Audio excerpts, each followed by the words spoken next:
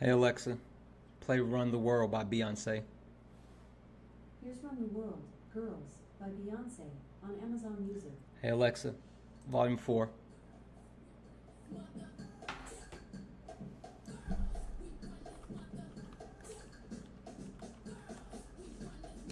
Hey Alexa, start over.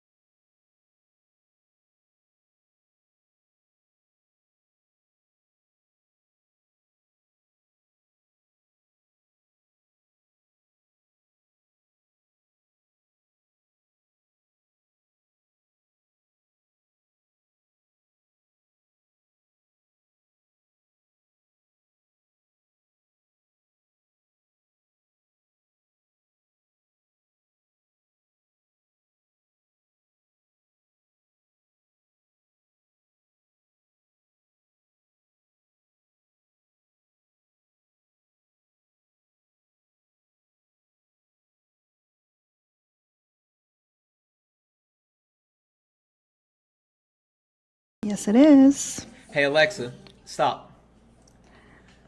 You know, Alina, so stop. When I reached out to you about this, first of all, like I had this whole thing already set up in my head, right? And I watch your live every day, literally every day. I know. I see you. I see you being a sneak mod in Yeah. the background. Yeah. But you listen. The reason why I reached out to you is because you inspired this topic, right? I've sat and I've listened to you and No Rad speak, and you have Comrade come through, and you have Kiki, and you have all the wonderful people that hop up on your panel, and you all have educated me so much, right? And I just often think to myself, there's an opportunity here, right? I've been working on these panels with these marginalized communities, and it only made sense to focus on women, not only because of what you talk about on your panel, but we know for a fact that women are under attack. And we're going to talk about it. Courtney, thank you for the sub. So guys, I'm going to go ahead and start bringing people in. And as soon as you get on the panel, please mute yourself.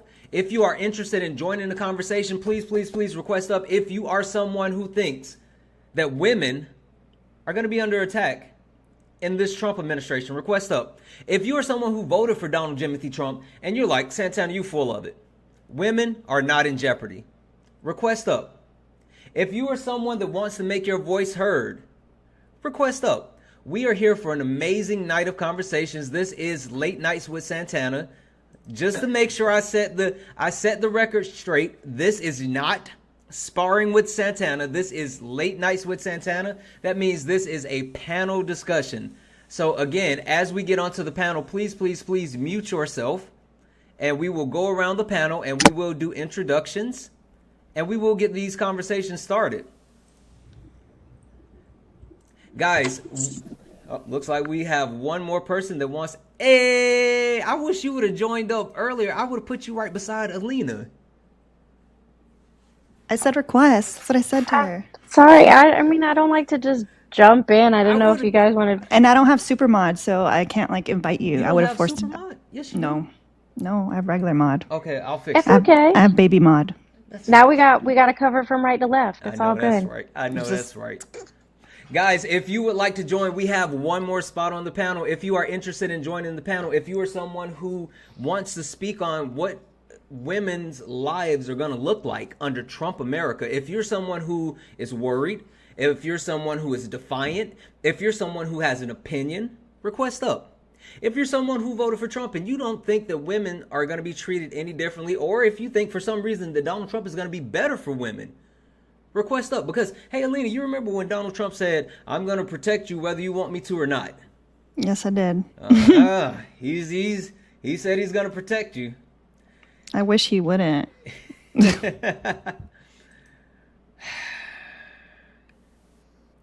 All right. So, guys, I just want to throw this reminder out here because I think that things get a little bit confusing because I do sparring with Santana and I talk to certain people and certain, you know. Oh, what? boy. Exactly. I just looked up and I was like, Exactly. oh, Exactly. okay. So I was having a conversation with my mom today, Alina. And so my mom watches late nights and she's kind of used to it. But she doesn't watch sparring. And she ended up catching some of sparring and she said, who taught you to curse that much? I said, listen, don't blame that on me. That's a whole different personality. That's, Spicy Santana. That's not what she said. Well, you don't do that on the other one. I said, absolutely not, because this is late nights. We're very mindful. We're very cutesy. Alina, we're very what? Menacing. No, Alina. Oh, demure. We are very demure here. So, guys, we are going to go ahead and get the conversation started. Thank you for liking me. Let's keep tapping the screen. Let's get this thing up to 50,000 likes. We're at 18,000 likes. Let's also get the shares up. We're only at 62 shares. Let's get the shares up to 100 shares. Also, our daily live gift is the little music notes. It's the TikTok notes. I set them as those 1-cent gifts so we can continue to knock those out. It helps pushes us out to the algorithm, gets us out to the FYP. So I need you guys to be active participants. I need you guys tapping the screen, sharing the live. I want to see comments in the chat. If you have an opinion, I want you to be able to come up and share your opinion. I want everyone's voices to be heard. But with your voices being heard, there's a couple of things that I want to make sure that I cover. Right? Because we want to be able to have these conversations. And in order for us to be able to have these conversations, we have to use TikTok-friendly language. What does that mean? TikTok-friendly language means we're being mindful and using words like AB, unalive, schmex, schnazi, C19, all of those types of things. Also, just an FYI for everyone on the panel and also everyone in the chat, we are a safe and friendly community. What does that mean? Well, that means we don't deal with we deal with it, but we don't tolerate any of the isms, racism, sexism, classism.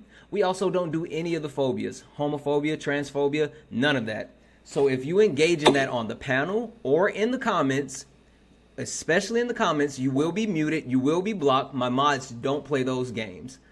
And speaking of my mods, just an FYI for those people in the comments, caps are for mods, so please be mindful and do not use caps because caps will draw my attention to the chat away from the panel. And this week's conversation is going to be an amazing week's conversation, and I can't wait for that to happen. With that being said, we're going to go around the panel and we're going to do a quick introduction, and then we're going to get into it. we're gonna start with my amazing special guest, Alina. Alina, how are you? I'm good. Wonderful, What should I wonderful. say? What do I say? I got you. I got you. So I have a question, and I'm Okay. gonna go around and just an FYI. This is gonna be for the entire panel. And you know what? I think I need to make this known because I know, Alina, I know I told you about it, and I know I had some other conversations. I want to make sure that for everyone listening and everyone who wants to participate, especially women. And when I say women, I mean all women. I don't care your race, your sexual orientation. If you are a trans woman, I don't care. This is your conversation. This is your space. I will be leaning on you just like I'm leaning on Alina and also NORAS tonight as long as we can keep her. I will be leaning on you all to help guide me because we all know that Santana is not the sharpest spoon in the drawer. So I need help. I need help. Help me. Anyway, Alina, can you tell the people what are your pronouns? What are your pronouns? What's your most proudest moment as far as being a woman or what is your most proudest moment as a woman or for a woman? I.e., I'll give you an example. My proudest moment was recently, and that was being able to vote for Kamala Harris. Not only being able to vote for a woman president, but a black woman president. Something that is long overdue. The fact that black women has been at the forefront, especially for the Democratic Party, but been at the forefront of politics for such a long time. They deserve representation, and that was recently one of my most proudest moment for women. And so, what are your pronouns? What is your most proudest moment as a woman or for women? And what is your expectation for women's under this Trump administration over the next 4 years? Okay. My name is Alina. For those of you guys that don't know, my pronouns are she, her. And my proudest moment would be basically creating the platform that I've created in such a male-dominated space. Yeah, you have. All the top political creators are, cishet, mediocre white men. So creating a platform in this space has been challenging and but very rewarding. So I'm very thankful and proud of that. And then as far as what it's going to be like to be a woman in Trump's second term, I think that women are going to need to keep their head on a swivel. They're going to need to be, which we always are. We like to over-prepare. We like to overthink. And we're going to need to continue doing that. And we need to be planning and helping each other, building community, and thinking 10 steps ahead of him. So I know that's what we plan on doing. I know that's right. Thank you, Alina. Hey, Lillian, how are you, my friend? I am doing good. How are you? Wonderful, wonderful. Lillian, what are your pronouns? What's your most proudest moment as a woman or for women? And what are your expectations for women over these next 4 years under the Trump administration? Right. So, as my pronouns stand, my pronouns are she, her, hers. My proudest moment as a woman is kind of just piggybacking off with what Alina said, creating creating a platform for women, creating a platform that I get to use my voice as a woman, and also being able to use my voice and to vote, using my right to vote as a woman for a woman I as know well. that's right. Yeah, and what do I expect under the Trump administration when it comes to women? What I expect most for women is for us as women to stick together. Um, quite quite recently, right now, we have become divided as women, and so I just think for us to survive under this Trump administration, I think it's very important that we stick together despite race, despite if you're a trans woman or if you're a cis woman. I think we must stand together, especially as women. I know that's right. Thank you so much. Um, MAGA sucks. I'm just gonna say MAGA suck. We're just gonna leave it at that. How are you, my friend? I'm doing okay. How you doing, Santana? Wonderful, wonderful. Magasux, can you tell me what are your pronouns? What is your most proudest moment as a woman or for women? And what are your expectations for women under for the next 4 years under this Trump administration? Okay, well, I am a he or him, Hmm. or um, my biggest accomplishment is my actual education. And how I accomplished my education is my mom pushing me, being a woman and being a single Mm. mother. She pushed me to that level and to show me respect on how to respect women. Okay. That's how I've been married for 13 years. And my wife grounds me and she's intelligent. And when it comes to Trump, I think he's pushing us so far back that's um, I feel like he's pushing us back to like the caveman days where the man grabs a woman by the hair out of the cave, kind of thing. Yeah. And that's the worst way to go. And he's literally taking us really way back. It's ridiculous, you know. Absolutely. And Absolutely. but my accomplishments is basically my mom pushing me, and I have a wife is very supportive. And Absolutely. Listen, everyone needs those strong women around them. I know my mom and my wife pushes me as well, so I appreciate that. Perfect, perfect. I, Go. I do have a little bit of advice for the women though Oh, whoa, here. whoa, whoa, whoa, whoa. Hold on, Come, hold on, come. hold on, Maga. This is just the introduction, so hold on to it for me. We want to Okay, get around to the panel and actually get these introductions. So go back on mute for me just a moment, please, okay? okay, All yeah. right, thank you, thank you. Also, guys, I didn't realize that we're in a sub wave, but apparently we are. We got like 50 seconds left. If anybody wants to grab a sub, we only need 2 subs to close out this sub wave, and you get access to a fast pass to come up to the panel. You get access to an amazing Discord. We have a bunch of resource, a bunch of community. It's just amazing. So 30 seconds if you want to actually become a sub. You got cool emotes, all these different things if you're interested. With that being said, Zach, how are you this evening, my friend? I'm doing good, man. How about you? Wonderful, wonderful, Zach. Zach, what are your pronouns? What is your proudest moment as a woman or for women? And what is your expectations for women under the Trump administration for the next 4 years? Sure. So I'm a he, him. I think that the proudest moment I've seen for women recently was the appointment of the first female chief of staff by any Republican or Democratic president was Susie Wiles. This is like a woman who clearly reined Trump in. I mean, he's not my favorite politician to ever grace the stage. And she was able to do exactly what her job was in an incredible way and pull out a historical election and then get named the first female chief of staff ever. And so I think that sort of speaks to how I feel about women and the next 8 years or 4 years, whatever, which is that I think they're going to be constantly surprised at how wrong they've been about his level of chauvinism, sexism, misogyny. Okay. Thank you, friend. You know what? Love or hate Trump, I will admit that, appointing her to that position is an historical one. I can leave it at that. We can agree on that. It was definitely a historical thing. So thank you so much, Zach. Go on mute for me. Bella, how are you, my friend? I'm good. How about you? Wonderful, wonderful. Bella, what are your pronouns? What is your most proudest moment as a woman or for women? And what are your expectations over the next 4 years under the Trump administration for women?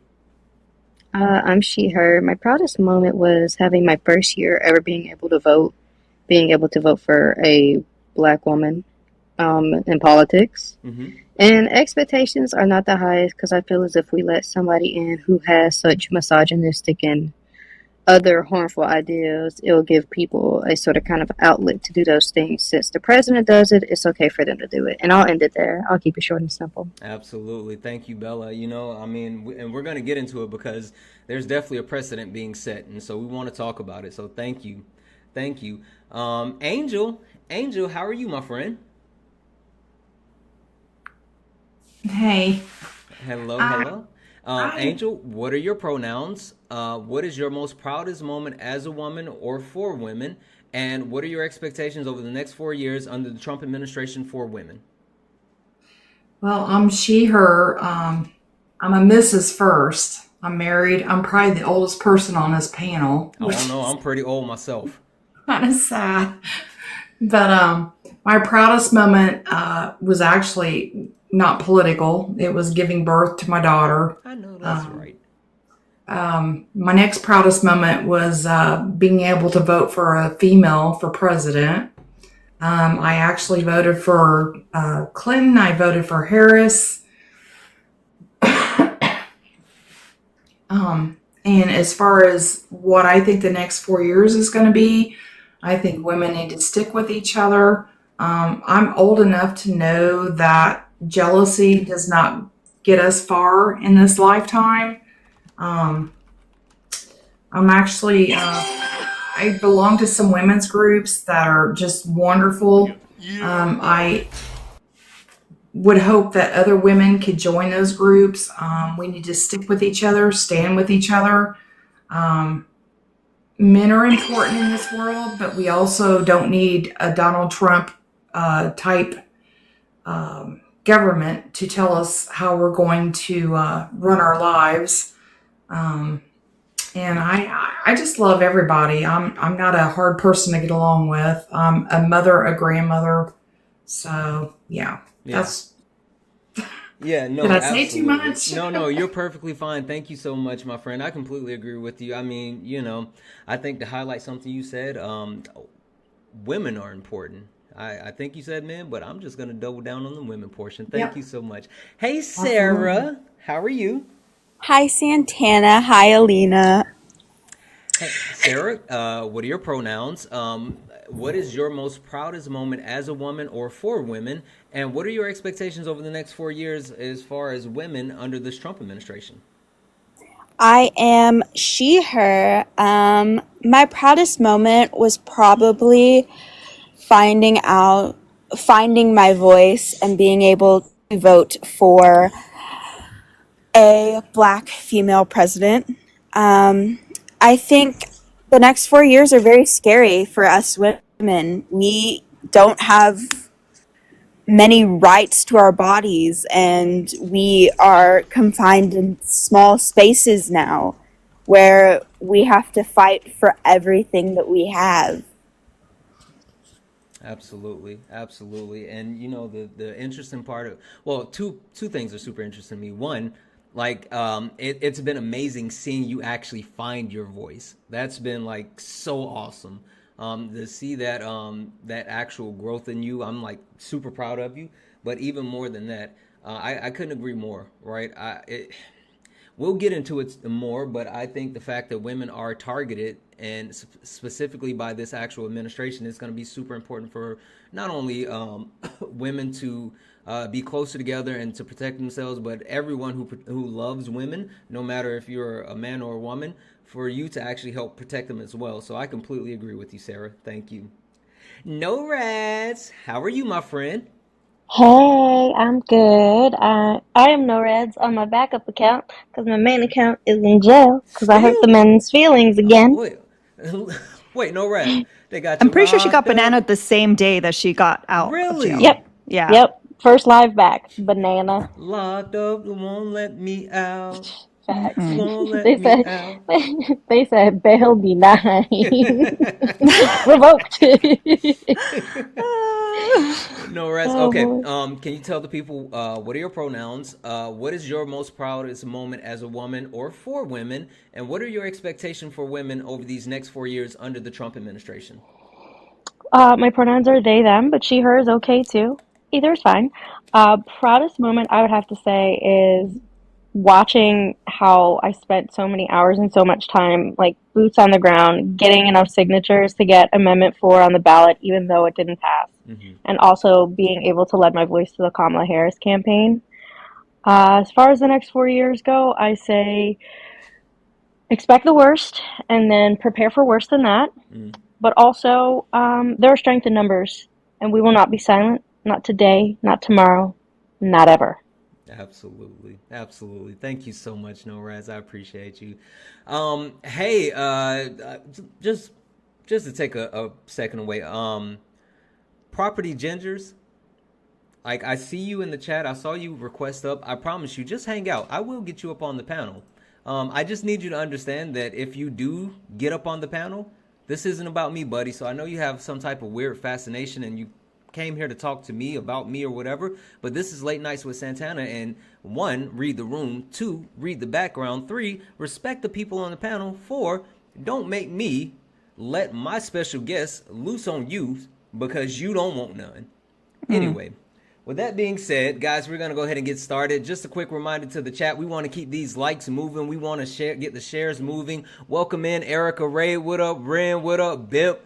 Guys, let's keep tapping the screen. Let's get the likes up to 75,000 likes. Also, we do have a nightly donation goal of $250. So Cash App, PayPal, Venmo. All of my pay links are in the link tree in the bio. It's going to be Santana Speaks 24. Santana Speaks 24 is the best way to actually support the live. So if you enjoy the information, education, entertainment, please consider donating. And while Alina is hanging out with us this week, doing the heavy lifting, I'm going to say make sure we are taking care of Alina. That means that we are hitting her pay links that are in her bio. Let's make sure that we are showing Alina some love as well. Ain't that right, Alina? Yes. Can I also make one little plug? Yeah.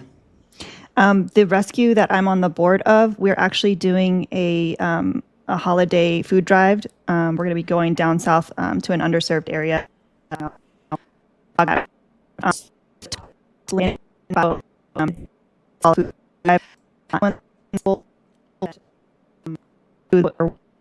can't hear her. Wait, hold on, Alina. I didn't know if that was me. I thought that might have been me because sometimes my Wi-Fi goes wonky. No rats. That was Alina. Yeah, the gift goal when you hit the target, it just totally killed out your audio. We couldn't hear you at all, Lena.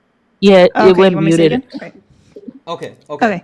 Okay. So the rescue that I'm on the board of, we're doing a holiday food drive for the underserved area, like deep south in Miami.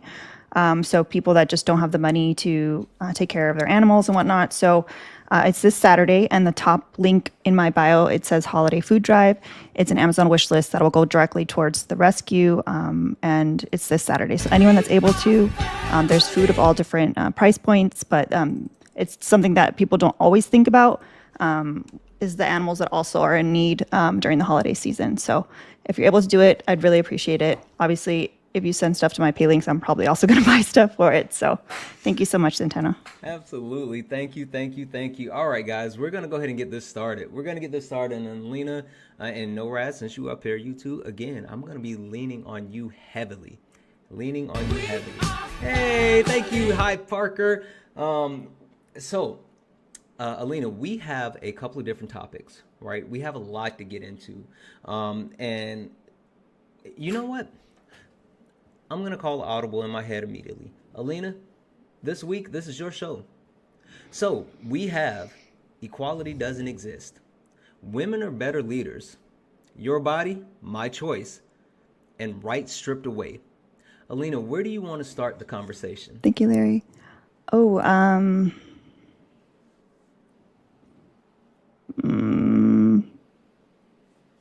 That's tough. I would say your body, my choice for 500, Alex. Okay. So Alina, it's super interesting to me, right? That it seems like we're moving towards an era of red pill mentality, right? And it's something that I heard Nick Fuentes say, and which everyone heard it, right? It blew up, and it was a whole thing, and they leaned into it. The whole your body, my choice, right? Which speaks to the fact that not only is women's rights restricted in America, but the fact that people feel so comfortable that they come right out and just sit there and say, you don't have rights to your body, I have rights to your body. So Alina, I want to start with you. What are your thoughts around that? How do you see this actually transpiring, not only like over the next couple of years, but do you think there'll be long-term effects? What do you think about the whole thing that happened with Nick Fuentes and how it's moving forward? About what he said? About the whole thing, the whole your body, my choice. You can go wherever you want with it.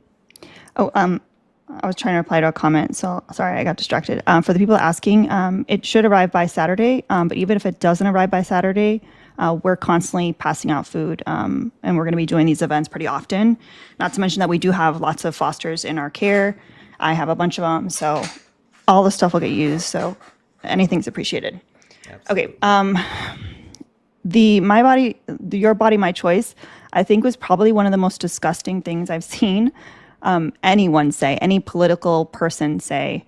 And the fact that people have taken it and run with it and joked about it, like, I mean, I'm 37 and I don't think I've ever experienced that kind of open hostility, like for being a woman, you know, like especially with someone putting their face to it. I'm used to that kind of stuff, like back in the day in the chat rooms and like the message boards where people had a little avatar. But for someone to come out with a platform and say something like that, and everyone just kind of brush it off, it's just crazy to me. Yeah, yeah, no, absolutely. Welcome in, Jeffrey. Absolutely, and the thing that gets me is that not only were they so bold to actually say that, but the fact that they said it without fear of any type of consequences, right? It was so natural, it was so open, and it continued to roll on so much that, you know, on college campuses they were putting it on their shirts, and more people were actually saying it. And the interesting thing to me was I even saw some women leaning into it. And I think that gets to the whole red pill mentality. And what do you think about that, Alina? Like, is that something that's temporary, or do you think that's going to have lasting effects? Um, the thing about how these younger generations are growing up is different than how we grew up, because we did have the internet. We also had real life too. And some of these kids are growing up solely online, solely in these spaces where they can say the most craziest things. I don't foresee, unless they end up with real life consequences, which is not happening. I don't see that changing.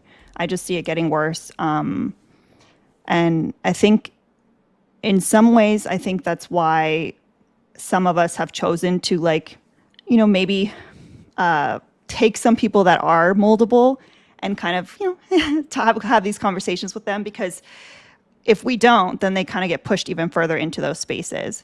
So I don't see that changing, unfortunately. I think red pills here stay. I mean, it's been around. Like, the whole incel red pill thing has been around for at least 10 years, as far as I remember. So I just see it getting bolder and more prominent on all the spaces. So Yeah, no, absolutely. I would love to know if maybe someone in the panel disagrees with that, or Well, so maybe this is what I was about to do. I want to actually hear from my girl, No Rads, right? Because I would like to know. Well, No Rads, I definitely want to know your opinion on, you know, the whole Your Body, My Choice, and also I want to hear your thoughts on the whole red pill situation. And again, kind of doubling down if you think this is something temporary, or if it's something that we have to worry about moving forward in the future. But No Raz, I know the thing that you guys might not know about No Raz is she is a certified badass. Certified badass. So I would like to know. if you don't know, now you know. Exactly. I would like to know, No Raz, what would you do if someone came up to you with that mindset saying, your body, my choice? One of us is gonna have no teeth, and it's not gonna be me. Like, my understanding tech. I agree with what Alina's saying. Like, you know, since the birth of the internet, like 4chan days, where incels finally had a place where they could find the other incels, I feel like it's gotten exponentially worse. You know, there were like pockets that we would see of people, but they didn't have quite the means to connect in such a broader way than they do now. I don't foresee it going away. But then again, I also agree with Alina. You know, we have these conversations all the time. Alina and I are on panels, we're on each other's lives, we host our own lives, where every so often we do find somebody who is not quite 10 toes down in it. And having conversations and continuing to, you know, have them available in a space and see how other men are behaving and how that behavior is harmful.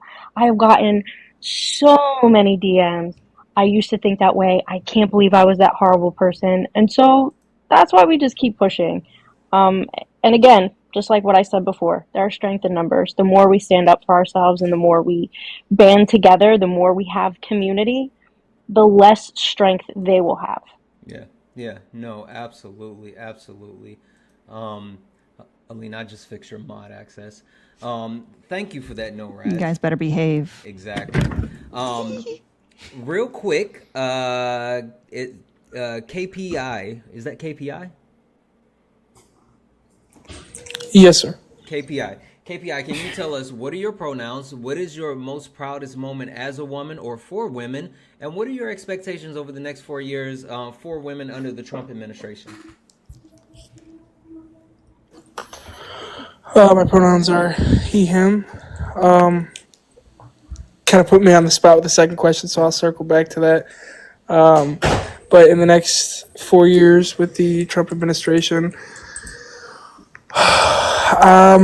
I don't know what he can do as far as coming after the rights that are set in stone when it comes to right to vote and all those things. But I mean, I don't think that anything is particularly off the table, seeing as things like access to a bank account and access to a credit card wasn't available for women until the late 70s, I believe.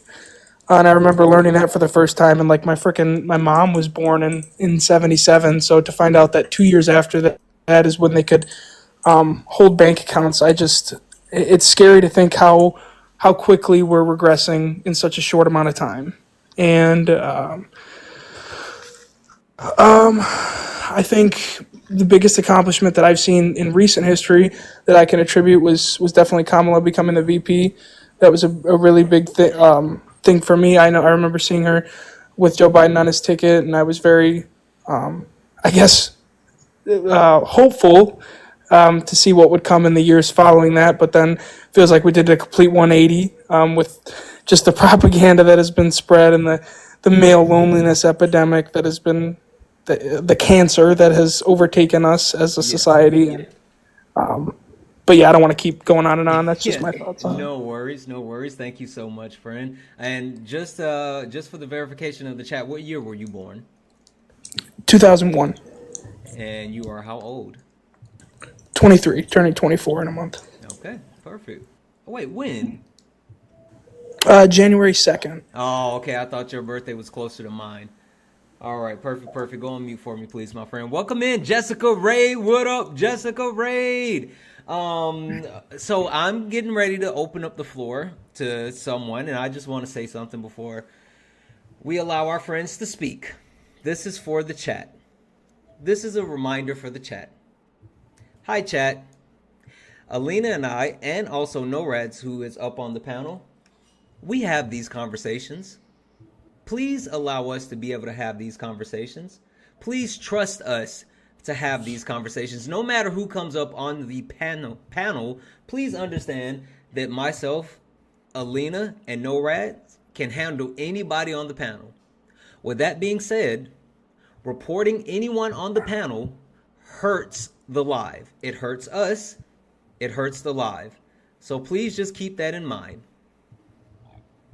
With that being said, guys, we're at 79,000 likes. Let's go ahead and keep tapping the screen, get this thing up to 100,000 likes. Also, we do have a nightly donation goal of $250. So if you enjoy the information, entertainment, education, please consider donating. Cash App, PayPal, Venmo, all of my pay links are in the link tree in the bio. It's going to be Santana Speaks 24. Santana Speaks 24 is the best way to support the live. So if you can, please consider donating. And please don't forget about Alina. Alina actually is doing a drive as well for a donation. The link is the very first link in your link tree. Mm-hmm. The very first link in your link tree. It's a pet food and supply food drive for an underserved area here in South Florida. We're doing an event on Saturday. But I also will take your monies if you want to send me monies. She will take your monies if you send your monies. Thank you for the sub, Robert. All right, guys. So, again, let's do all the wonderful things. Let's keep it moving. Zach, how are you, my friend?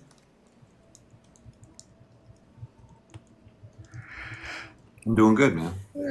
Good. Zach, I would like to hear your thoughts on Your Body, My Choice. I mean, that's something that was, in my opinion, it was shocking when I heard it, but I would like to get your reactions, your thoughts, and also, do you subscribe to Red Pill Theory?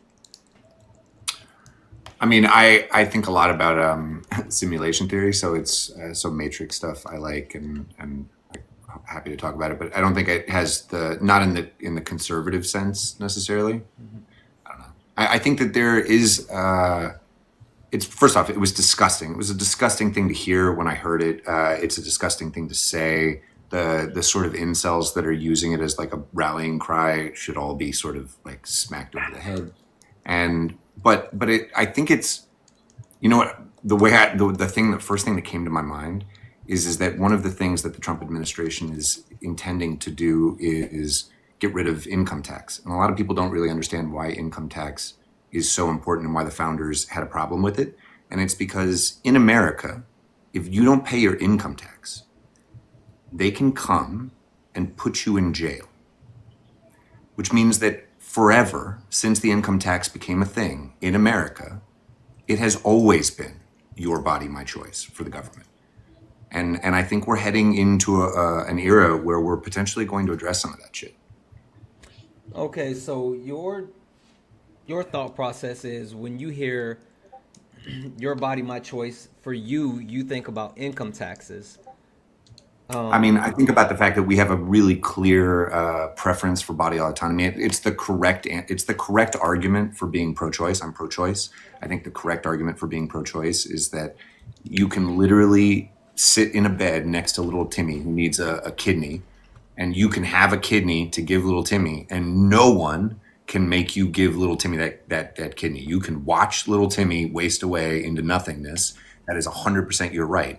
And so this idea that we think at the juncture of a woman's pregnancy, we should be able to come in there and tell her what to do with her body is ridiculous.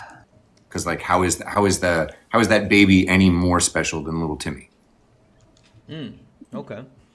Alina, that was a lot of words. Yeah, Alina. That was a lot of words. Would you like to respond?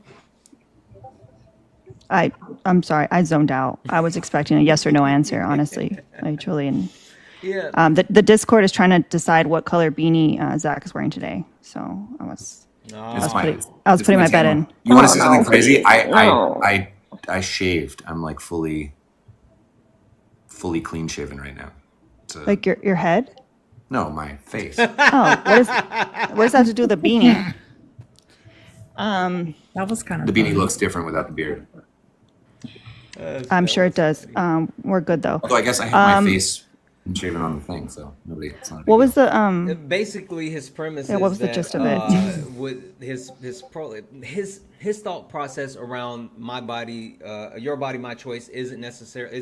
It's more so based off of the government owning our bodies, not necessarily women being told that. But then also, his pro-life approach is that one life isn't more important than the others. So you can't actually force someone to give you their kidney. And so why should someone get rid of their child? Zach, I don't want to completely misappropriate your. Yeah, I mean, listen, where was Timmy in that story? Little Timmy is in the bed next to you. You have the correct blood type. All you have to do is give him blood. We literally couldn't force you to give him blood. The easiest thing on earth, right? You could let little Timmy die next to you without giving him the blood. Unalive, sorry. Yep. Unalive. And we wouldn't make you give him his blood. It's outrageous that we would make a woman, do anything with her body that isn't her choice. But you didn't care enough, though. You think it's outrageous, but not outrageous enough. I don't think it was on the ballot. And it's on state ballots, and it's really awesome to hear. I can't remember who it was talking about helping get a thing on the ballot. That's American democracy, and that's how it should go from now. Like, go out to the states that are having problems and work on it at a local level. That's how we do it. It's interesting that you say that. No Rads. It's interesting that he says that. So, No Rads, I learn a lot from you often when I listen to you speak. But me? Yeah. I'm a weirdo. Absolutely. No, I learn a lot from you. But the thing that I learned, and I love to actually use as a factoid, right, is the old banana in the tailpipe, the bait and switch that happened in Florida with being able to vote on bodily autonomy in Florida. No Rats, would you like to kind of tell Zach about that? Because he said, that's how it should be. It should be voted on. Can you kind of recap for Zach and the rest of the chat what happened when you did those things? So first, I just want to preface this by saying asking women to do additional labor to have rights to their own bodies is absolutely ludicrous. No one should have to do that, especially not women. But what happened in the state of Florida is that here we used to have what was called a simple majority.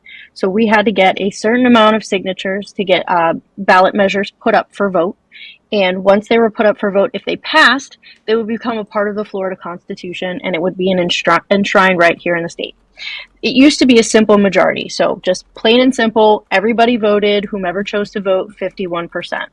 Well, as we were, boots on the ground, literally in parks, neighborhoods, anywhere and everywhere collecting signatures, they saw that Amendment 4 was gaining movement. They saw a large amount of signatures on those ballot measures coming up, and they were valid, and the numbers were climbing, and the Republican Party here got scared. So what did they do?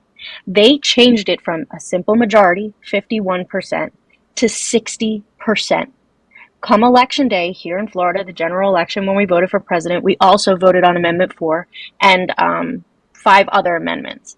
Well, Amendment 4 did not pass because we only got 57%. So we did the extra work, we did the things that they asked us to do, and at the last minute, they called an audible and they changed the rules. Oh, banana in the tailpipe.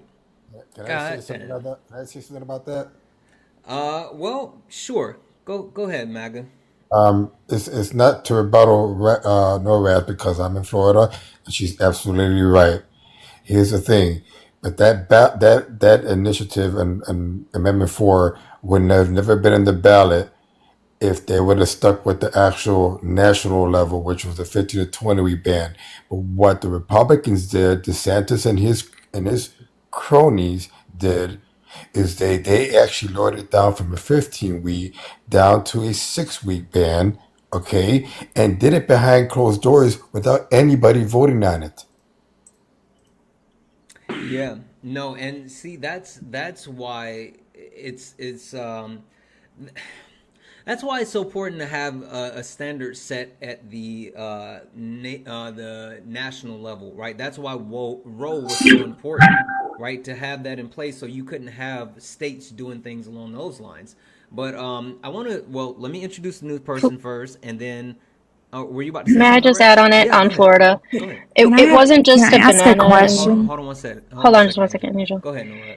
It wasn't just a banana in the tailpipe. There was a cucumber behind that banana, because not only did we have those obstacles to overcome, but also the administration in this state, which is a Republican supermajority, used public funds to spread misinformation about removing parental consent, about the point of viability. They were saying that abortion would be legal in all circumstances, no matter the weeks, and that minors wouldn't have to notify their parent or guardian. All of those things were false. They used public funds to spread misinformation, making it even harder to pass Amendment 4.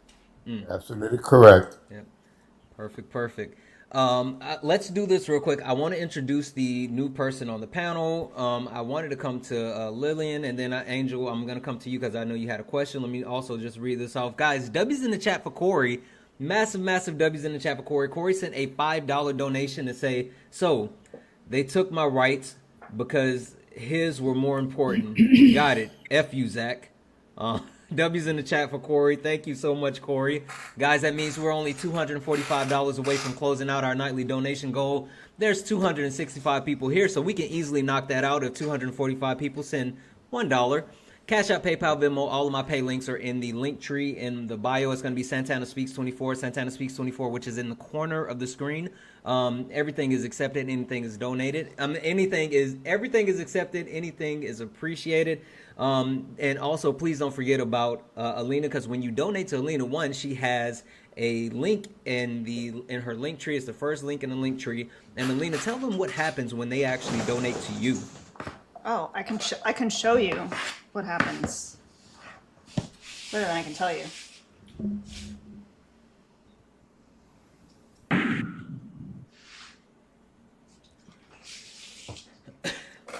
Oh. I bottle fed this baby. Meow. This is one of my Hurricane Milton babies. Is Chairman Mao. Oh my gosh, the baby. Such a kitty. Absolutely. So right now I have 2 adult cats, 3 bottle babies, and 5 foster kittens in my care. And I do it with the donations of my peeps. So thank you guys so much. Oh, I look cute. I like being on the top screen. All right, sorry, I got distracted. But yes, you can send stuff to my pay links, or there is a link at the top for our holiday food and supply drive for an event that we're having this Saturday for underserved community in South Florida. Perfect. Thank you so much, Alina. Also, W's in the chat for. Oh my gosh. Who just sent like a crazy gift? Oh my God. Larry. Thank you so much. Larry, yeah. Oh my Thank you, gosh, Larry. 30K coins. Well, it's 25K. Oh my I've gosh, literally Larry. never gotten more than Yeah, 10K coins on a pack. Larry's when I was showing in the out. Reds live. Aw. Larry is showing out. I think Also- Larry's a cat person, apparently. Apparently.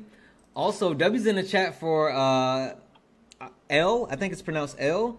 L sent a $5 donation saying, keep up the good work. Thank you so much, L. I appreciate you so much. Thank you, L. We're only $240 from closing out our nightly donation, guys. So Santana Speaks 24. If you would like to donate, thank you. ABC, can you tell us, what are your pronouns? What is your proudest moment as a woman or for women? And what are your expectations for women over the next 4 years under the Trump administration? Awesome. Hi. So she, her are my pronouns. I'd say my proudest moment as a woman is either between getting my degree, or like getting my first solo apartment, because it's not something the women in my family have really traditionally done. So not having to rely on a man is great. That's right. Yeah. And then I'd say overall, I think I'm just really nervous about the upcoming election or presidency.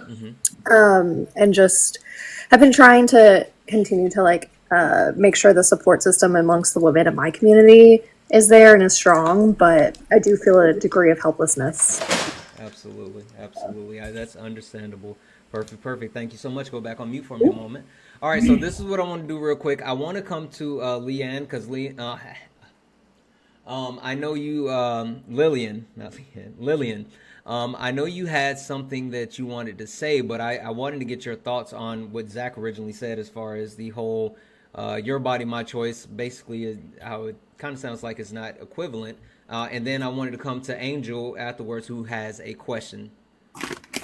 Yeah, hi. So, I am gonna get to what Zach said, but I think what Alina said as well, when it comes down to the whole ideology of your body, my choice, is completely toxic. And also very harmful rhetoric, given the fact that this targets women.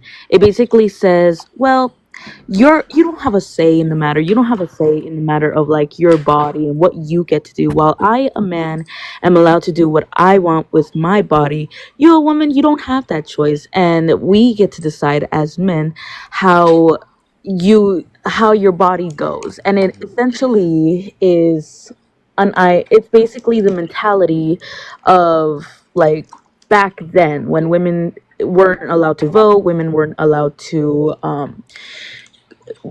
things women were not allowed to do. And to get to what Zach said, I think when Zach started talking about how the government essentially has a your body, my choice stand when it comes to whatever the government does, I just want to say that that's also, in a sense, harmful rhetoric as well, because it's basically, in a sense, dismissing what, in a sense, your body, my choice, in a sense, Yep, sorry.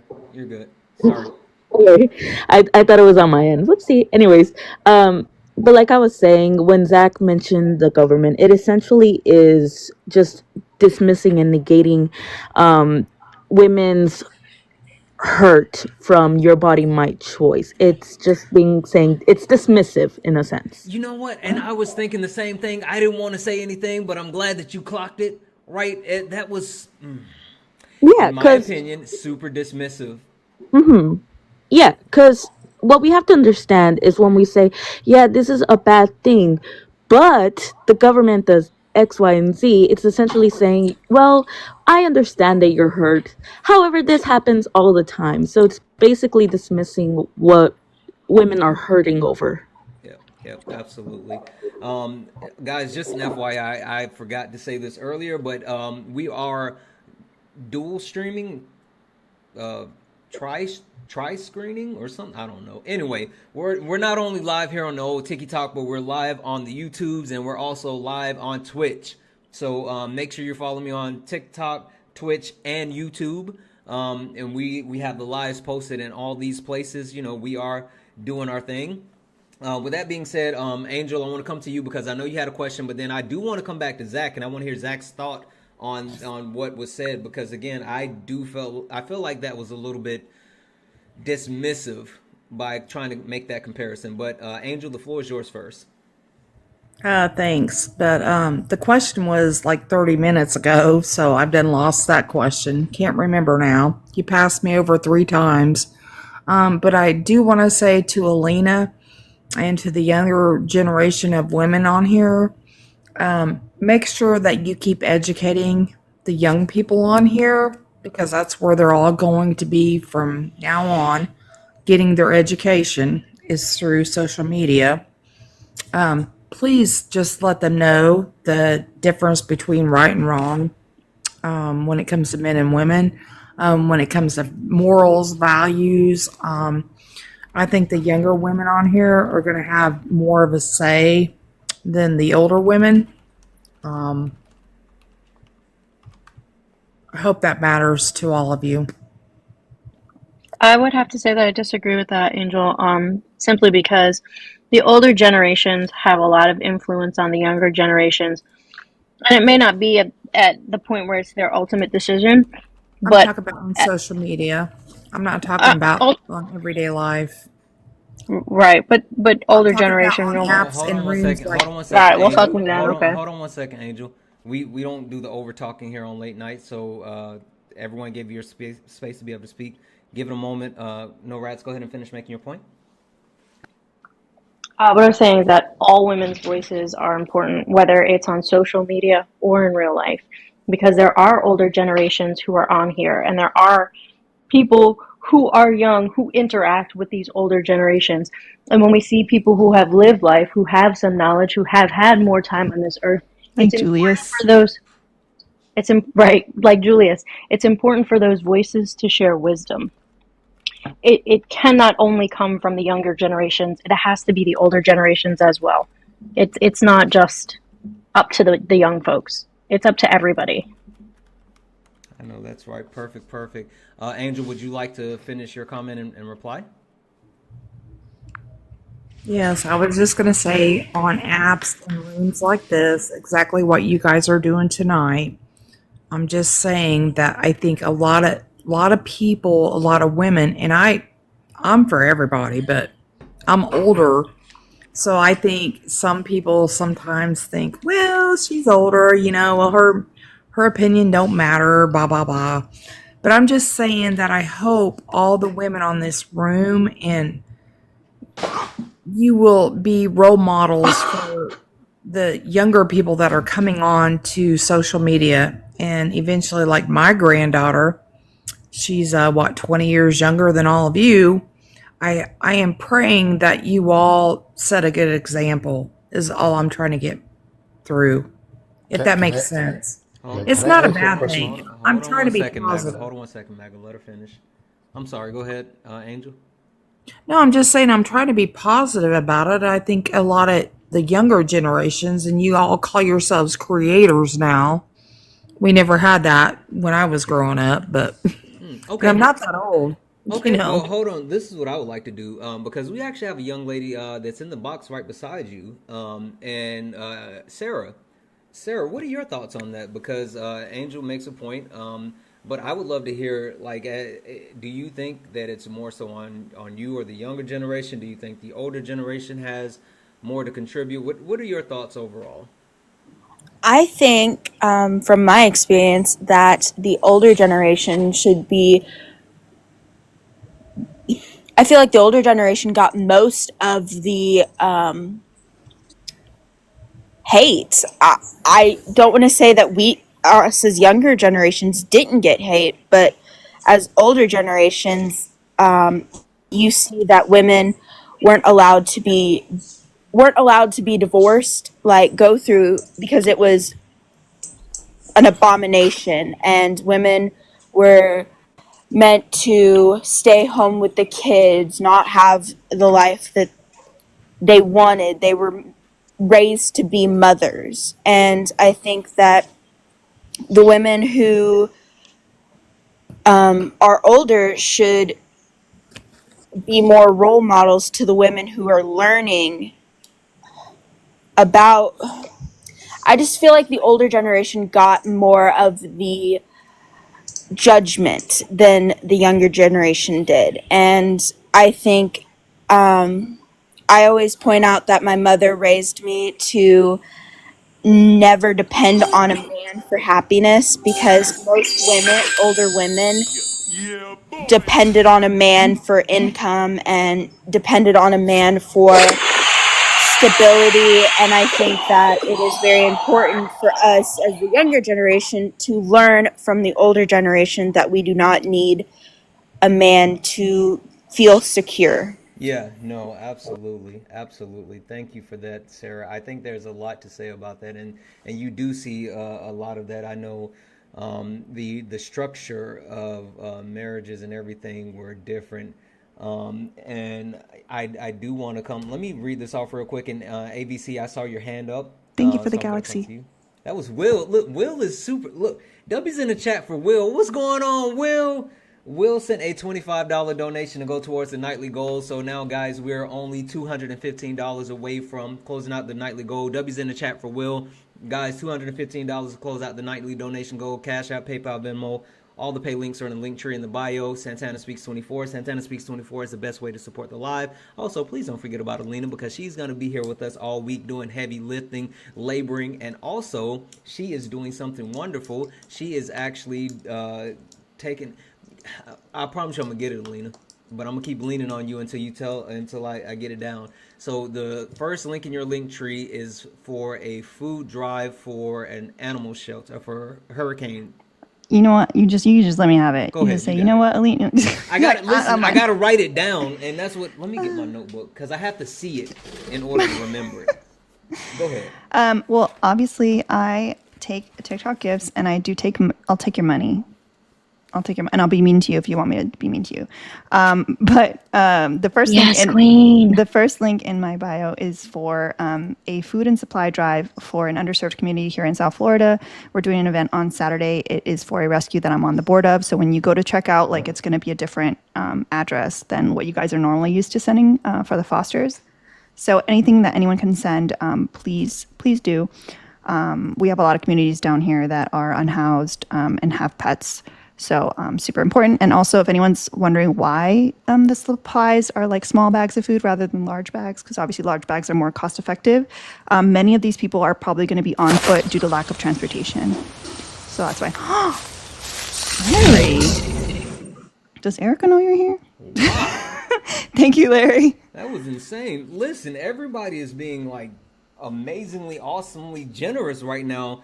I don't know if you guys noticed, but our nightly donation goal just jumped. W's in the chat for Loretta. Loretta sent a $10 donation saying, "Thank you for teaching us with your patience and kindness.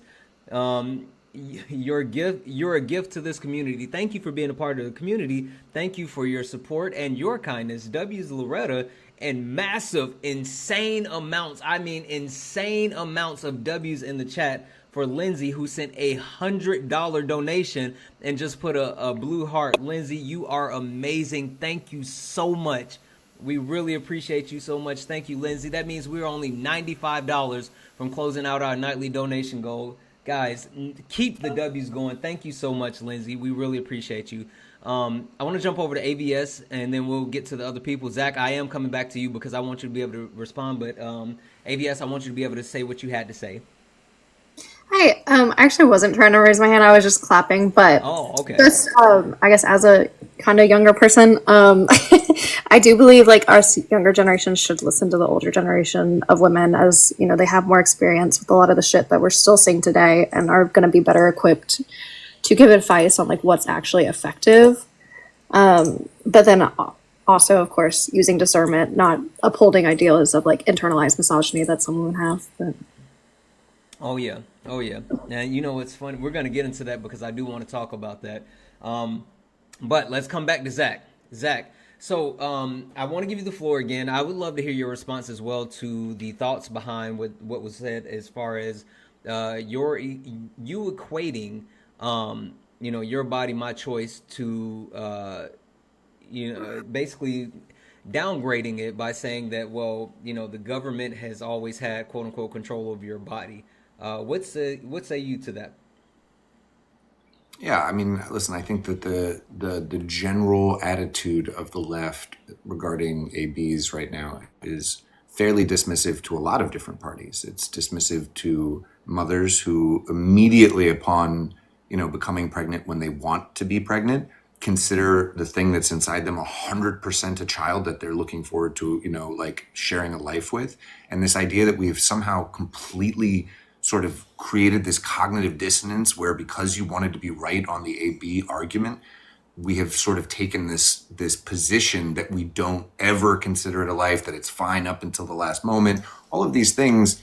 And I think that, the right sort of capitalizes on the perceived general, immoral cognitive dissonance of that position. Instead of saying, listen, we recognize that it's a sacred thing, it's important, but we want to talk about all the different other aspects of female healthcare that are important, that are not just AB, because I think that's another crazy thing about this, like this incessant focus on the right to unalive a fetus as the like epitome of what it means to be a woman, when that is just one tiny experience of what women's health looks like on the wholesale thing.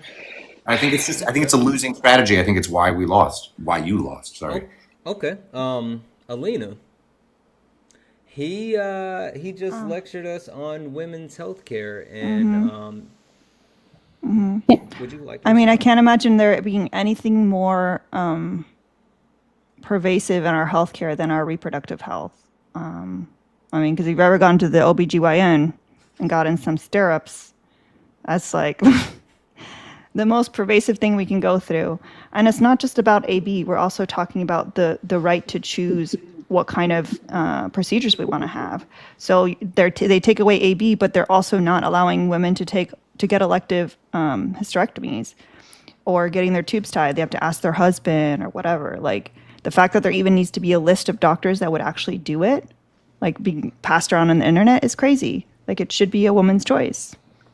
Listen, again, I think the Republicans are so backwards that like. Can I say something? Yeah. Well, hold on one second. Actually, I think Noraz, you're about to say something. Then Ren, I'll come to you, and then Zach will come back to you. Sure. Yeah, so just to clear some things up here, Zach, being pro-choice, when someone finds out that they're pregnant and they are very much wanting said pregnancy, there's not a single soul on this planet who is encouraging or telling people to have abortions. The pro-choice stance is all about people having the option to choose. Furthermore, when you remove the access to abortions, you remove the access to reproductive care, because guess who provides abortions? Obstetricians and gynecologists. They're the same providers, and those providers are the ones who provide prenatal care, pap smears, other screenings, other reproductive health, STI testings, STI treatment. Yes, you can get it from your primary, but sometimes you don't do that. Sometimes your OBGYN is who you go to. And I've told you this before, and it's wild that you still forget this, that once Roe was overturned and we saw trigger laws go into effect, we saw a 30% reduction in physicians going into obstetrics and gynecology. We have seen physicians leave states that they are practicing in, further making access to care, not just abortions, but other reproductive health care decisions and treatments, harder to access. It is not just a one issue, it is an entire umbrella, and it is essential for the lives of women. Absolutely. Thank you, Norads. I think no. 1 second. I think this is what I'm going to do. I want to call a bit of an audible on something, because we got quite a few people in the request. I want to go ahead and rotate and get more people in. So Sarah and Lillian, thank you guys so much. I'm going to drop you down. Okay. Thank you. Have a good night. Have a good night. Thank you. Also, is it, how do you pronounce your username? Is it sexes or sexy? How do you say that? CXs? CX? My bad. It's sexy, but you can do Andrew because I don't want to get y'all in trouble on the live saying sexy. Yeah, there's zero chance I'm going to say that. So Okay. Yeah, Andrew just it is. say Okay. Andrew. That's my fault. Perfect, Andrew. Just quick thing. Are you, and these aren't the questions I've been asking, but I'm going to just go ahead and throw this out here just to get an understanding. Are you a Trump supporter or no? No, ma'am. No, sir. Sorry. Okay, no worries. Listen, we have a lot of women in the box, and I'm not invalidating you and want to join this No, conversation, totally. but I'm gonna get some more women in here to get them on the panel so we can have this That's conversation with them. Okay? yes. That's actually exactly what I was going to say. Is that as a cis white male, truly, I don't have much representation here, so I just want to tell every woman in the chat and everything. I appreciate y'all. So keep doing your good work. Absolutely perfect. Thank you. Yeah, so guys, I'm calling a bit of an audible. Because there are quite a few people in the box. There's quite a few women in the box, and I definitely want to hear from the women. So if you are a woman and you want to join this conversation, please request up. If you are a man or, someone who supports Trump and you want to join the conversation, request up, and we can go from there. But I want to get, I definitely want to hear the women's voices on this. Like, for sure want to hear the women's voices on this. So we're going to get a few more women in here so we can continue to have this conversation. Ren, you had something that you wanted to say. Well, first, Ren, let me ask you the questions. What are your pronouns? What is your proudest moment as a woman or for women? And what does the next 4 years look like for you under the Trump administration for women?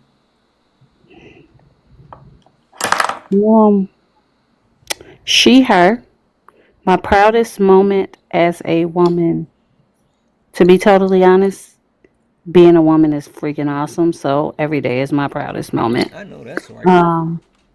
And I mean, honestly, surviving in this patriarchal society, it's kind of a big deal. And also, what am I expecting over the next 4 years? A bunch of BS. A bunch of BS. That's what I'm expecting. I'm expecting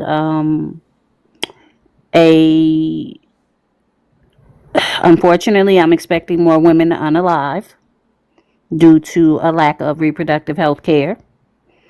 I am expecting men to try to mansplain women issues to us. And I'm expecting them to also come back and beg us to save them.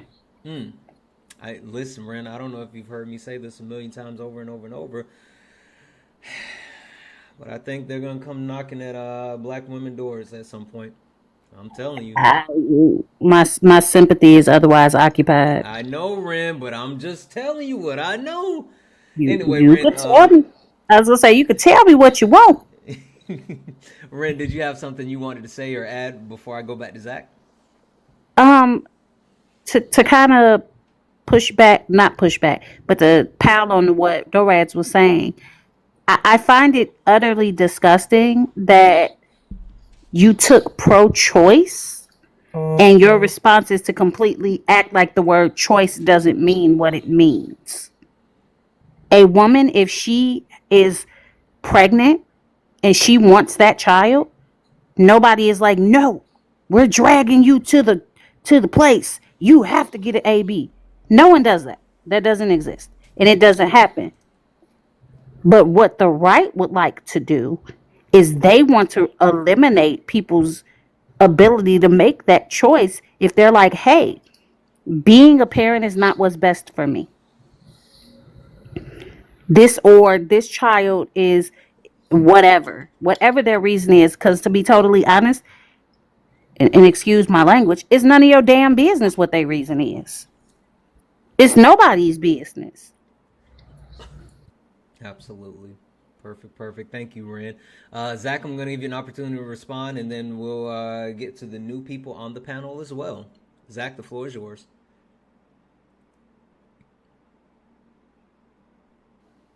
Sure. So I don't know why you guys kept responding as if I was saying that the point about women having babies and wanting to keep them had anything to do with like making women have not have babies, whatever. But the point is that we all agree when a woman wants to have a baby that it's a baby from that moment. That if you punched her in the stomach, we'd be like, oh my God, you're trying to hurt this woman's child, right? Like we would instantly give it life. And what I'm saying is that this democratic argument that like it's never a life until it's breathing out of the thing is like it's just a ridiculous argument, because most people actually don't believe that.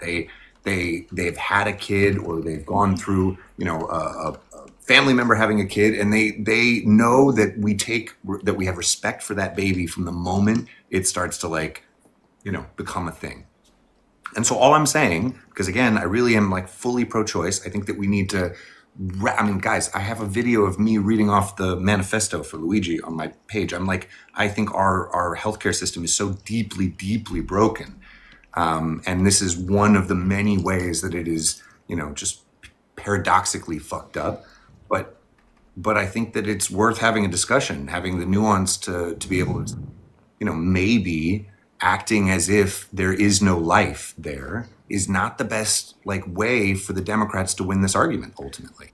But Zach, see, the thing is though, is one, I mean, that's not what's happening, right? But two, why does it have to be an argument to be won? Why isn't it just the situation that just like you have bodily autonomy, that women have bodily autonomy?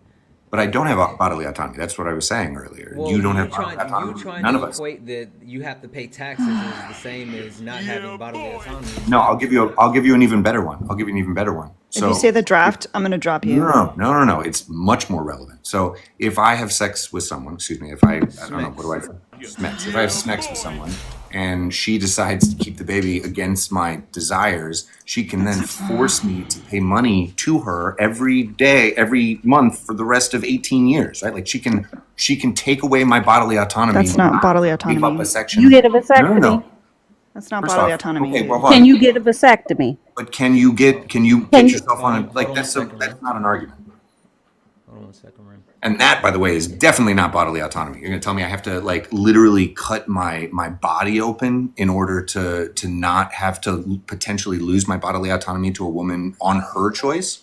Okay, so Zach, that does not equate. It absolutely does not equate. Literally the why? same act. No, it's not. You know why?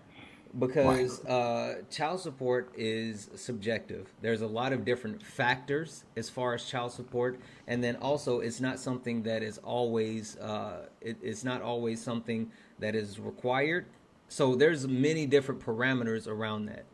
But for you to sit here and say that I lose my right to my bodily autonomy if you have a kid, that again, Zach, that's a bad faith argument, my friend. But hold tight 1 second here. Hold tight 1 second. I see we have someone in the request, and I think they are aligning to. Thank you for the superpowers. Aligning to the same kind of stance as Zach. So I want to get them in. ABC, I'm gonna drop you down, my friend. Okay.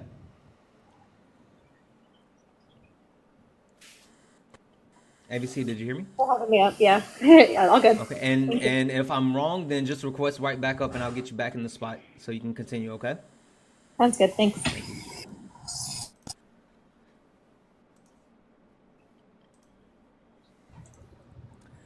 The champ, how are you? I'm doing great. How are you? Wonderful. And just to verify, you are a Trump supporter as well, right?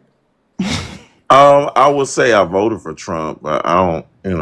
Okay. I'm not like a MAGA person. Perfect. No worries. Perfect. Go on mute for me just a moment, please, my friend. All right. Say it again. I said go on mute for me just a moment, please, my friend. Perfect. Okay, so let's get to the new people on the panel. Jasmine, how are you? I'm good. Hi, everyone. How are you? Wonderful. Jasmine, what are your pronouns? What is your most proudest moment as a woman or for women? And what is your expectations over the next 4 years for women? My pronouns are she, her.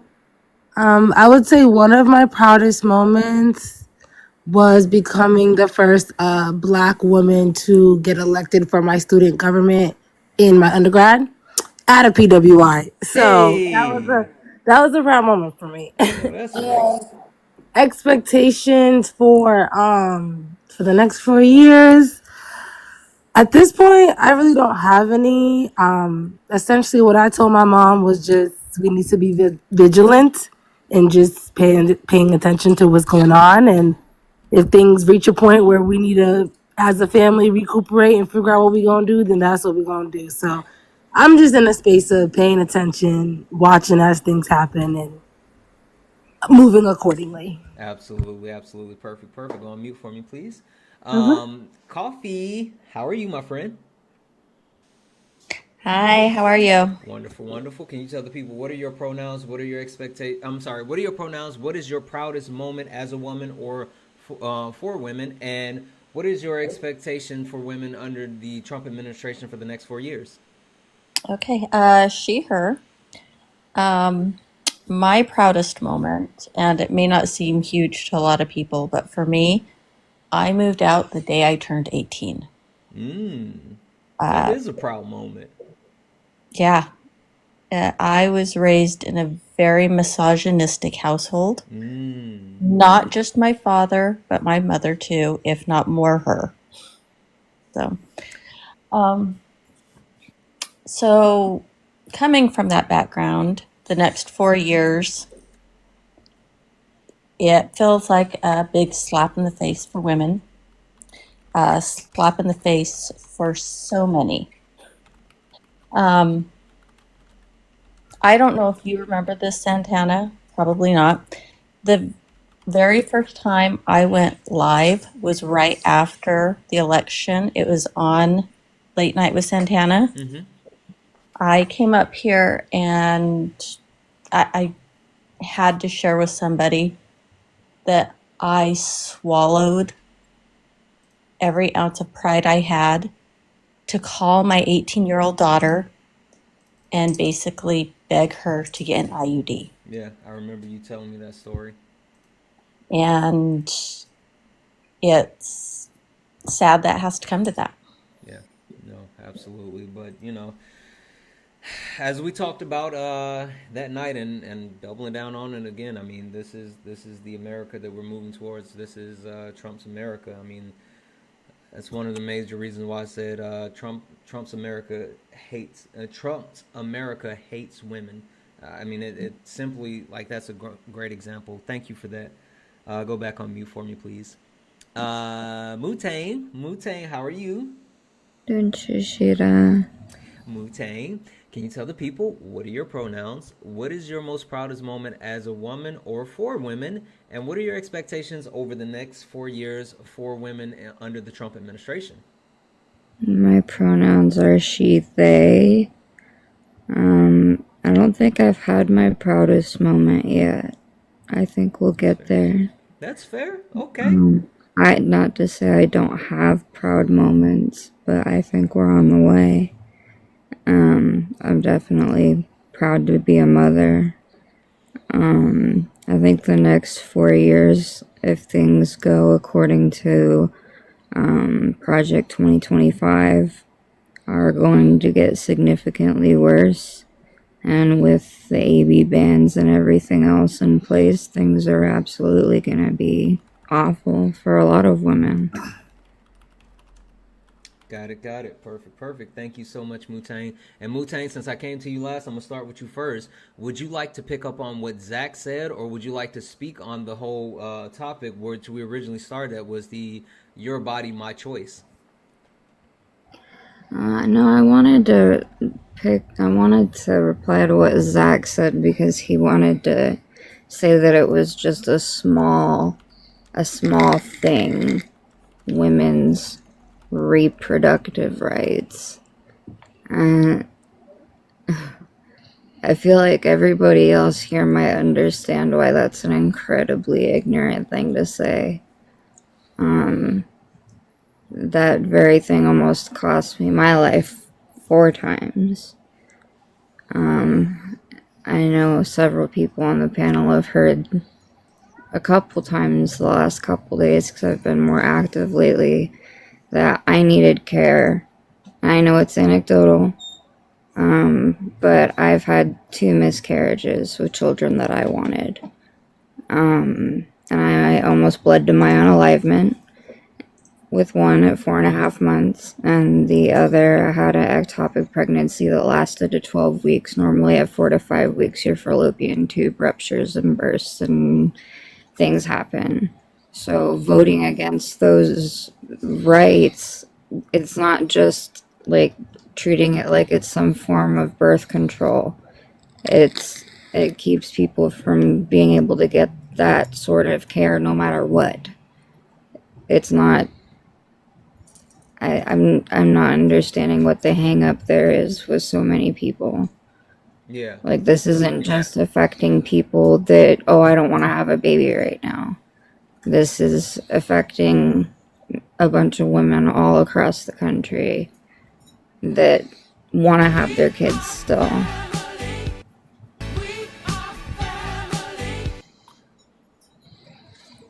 Thank you.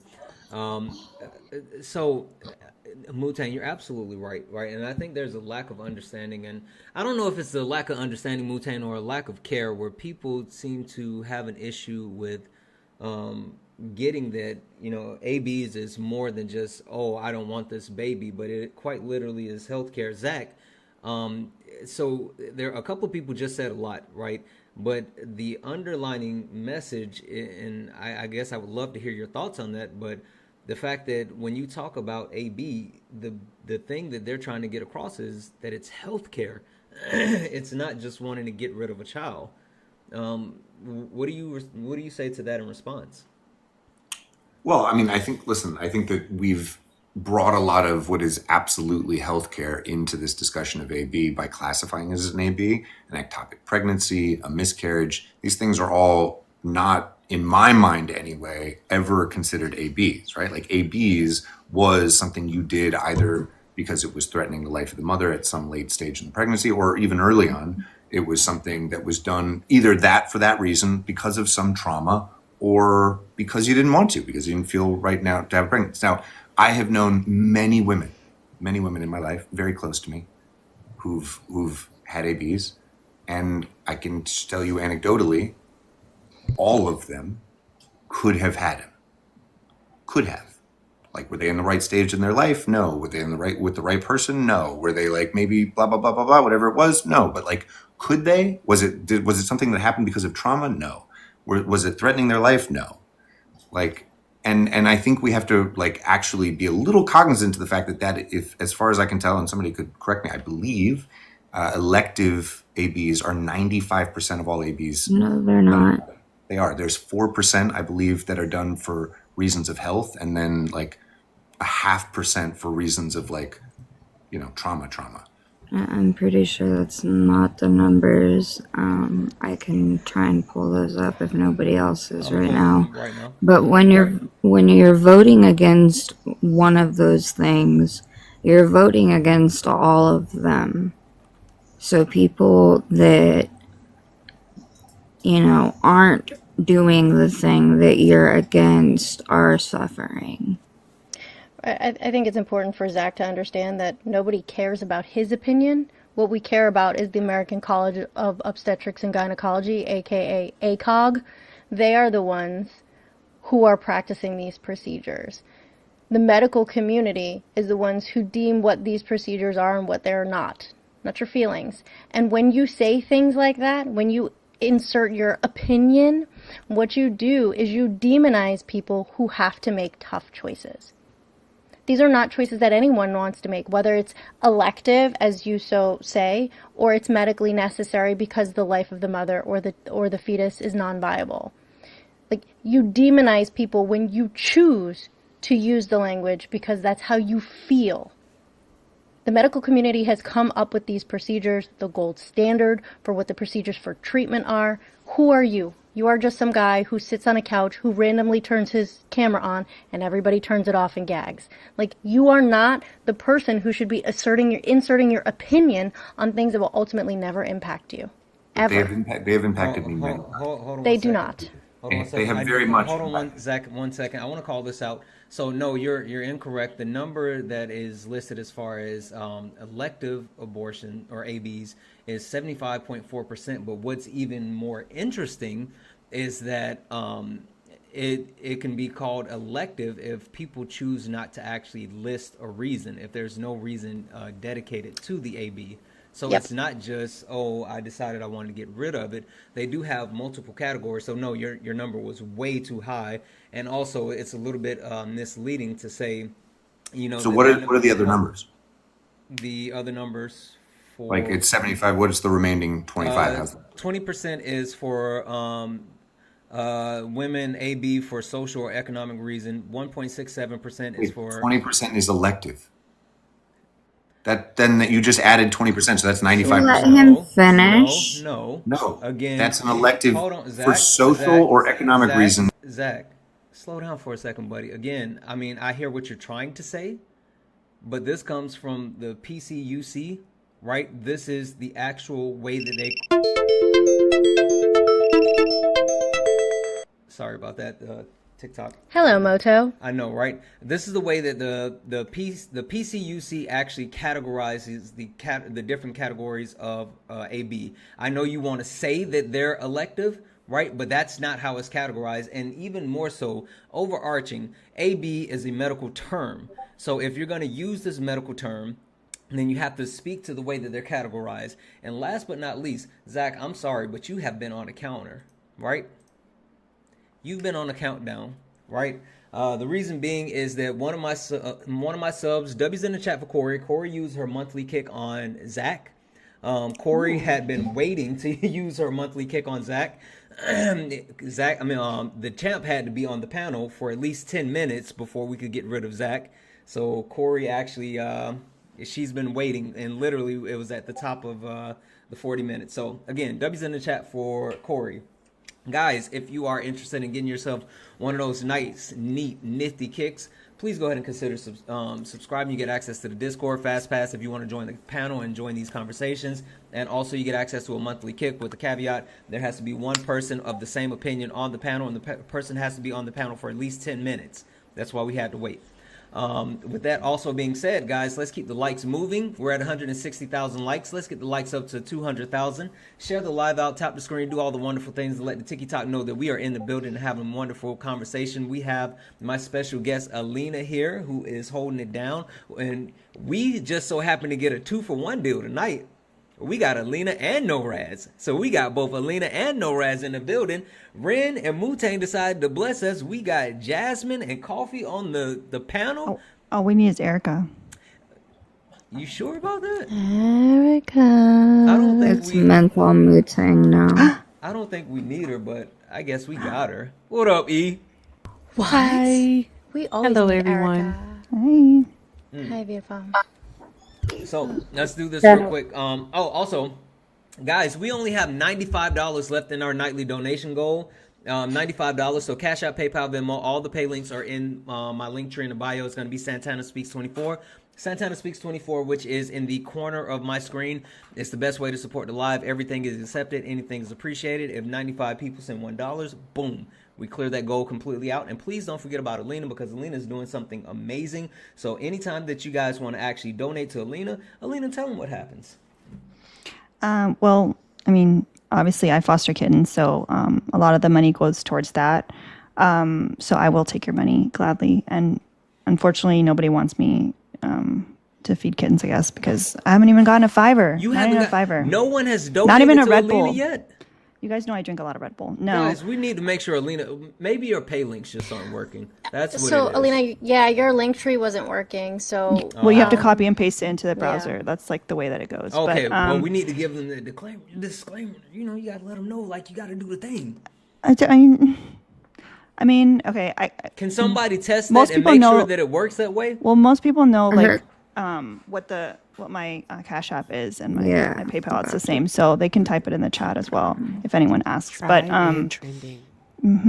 But yeah, other than that, there is a link at the top of my link tree. If you just copy and paste it, or you can take a screenshot and then later on when you're on your computer you can go to it. But it is for a food and supply drive for rescue that I'm on the board of, and it's this Saturday that we're doing this event for underserved community in South Florida. Yep. Hey, mods, can we get Alina's Cash App rotating in the polls? Can we get it put in a poll? Oh, thank you. Or Alina, you can do it. Oh. You have that ability. Now I've been upgraded. Thank you. I will do that. All right. So, Erica, I want to come back to you in just a second, but I want to give the floor to the champ. The champ, how are you? I'm doing well. Wonderful, wonderful. So, the champ, so the overarching topic was we were talking about your body, my choice, right? And this was referring to the actual the comments that came out after the election, and how there were a lot of people doubling down and saying that basically men had the rights to women's bodies. It kind of spiraled off into a conversation about ABs, and I kind of want to pull it back. I want to get your stance on the whole your body, my choice, the fact that this was something that the right leaned into, and also the fact that there's an issue, there's a quote unquote red pill issue. Or what do you think about, do you subscribe to red pill theory? Thank you for the heart me. And what is that red pill theory? What is? Okay, well, we'll hold on to it. What do you think about the whole your body, my choice point? I never heard of that piece. So basically, people were saying that men have the right to women's bodies. Is that what you're referring to? Yeah, Alina, do you want to break down to him what happened with the whole your body, my choice? I'm making a poll. You put me to work. Oh, Hold on okay, a second. okay, I got it. Yeah. So what happened was, after Donald Trump was actually voted in, a very famous white nationalist, Nick Fuentes, came out and spoke to, or basically was laughing about women voting for Donald Trump and the fact that they won't have their rights anymore. And he made a comment saying, your body, my choice, meaning they don't get rights to bodily autonomy, and then men control and dictate women.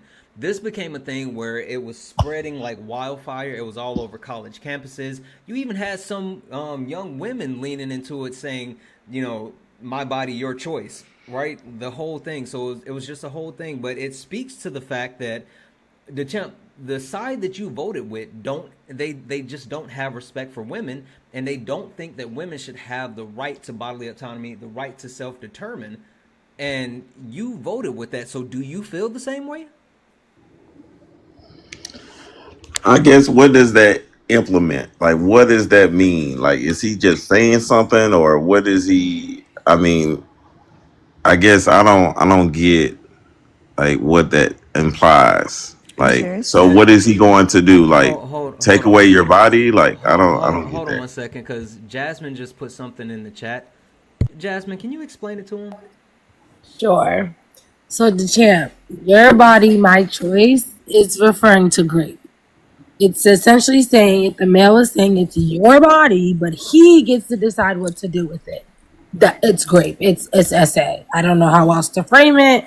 That's what it is. It also had over 1 million views and spreading. Mm-hmm. It's also a perversion of the my body, my choice, which is a pro-choice chant. It's a rally cry.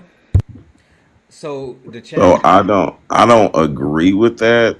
So I guess I don't. I mean, of course, that doesn't make sense to do, but. Well, but and see, that's the thing that I'm getting at, though. It's like you say you don't agree to it, but you subscribe to it, right? It's something that you. That's not what Trump said, though, in his campaign. Right. Well, Trump has been actively saying that he's proud of turning over Roe, right? He is proud of restricting women's rights to medical care. So, like, Trump is... That's not grape, though. Well, if there's no exceptions for grape, then that's exactly what it is.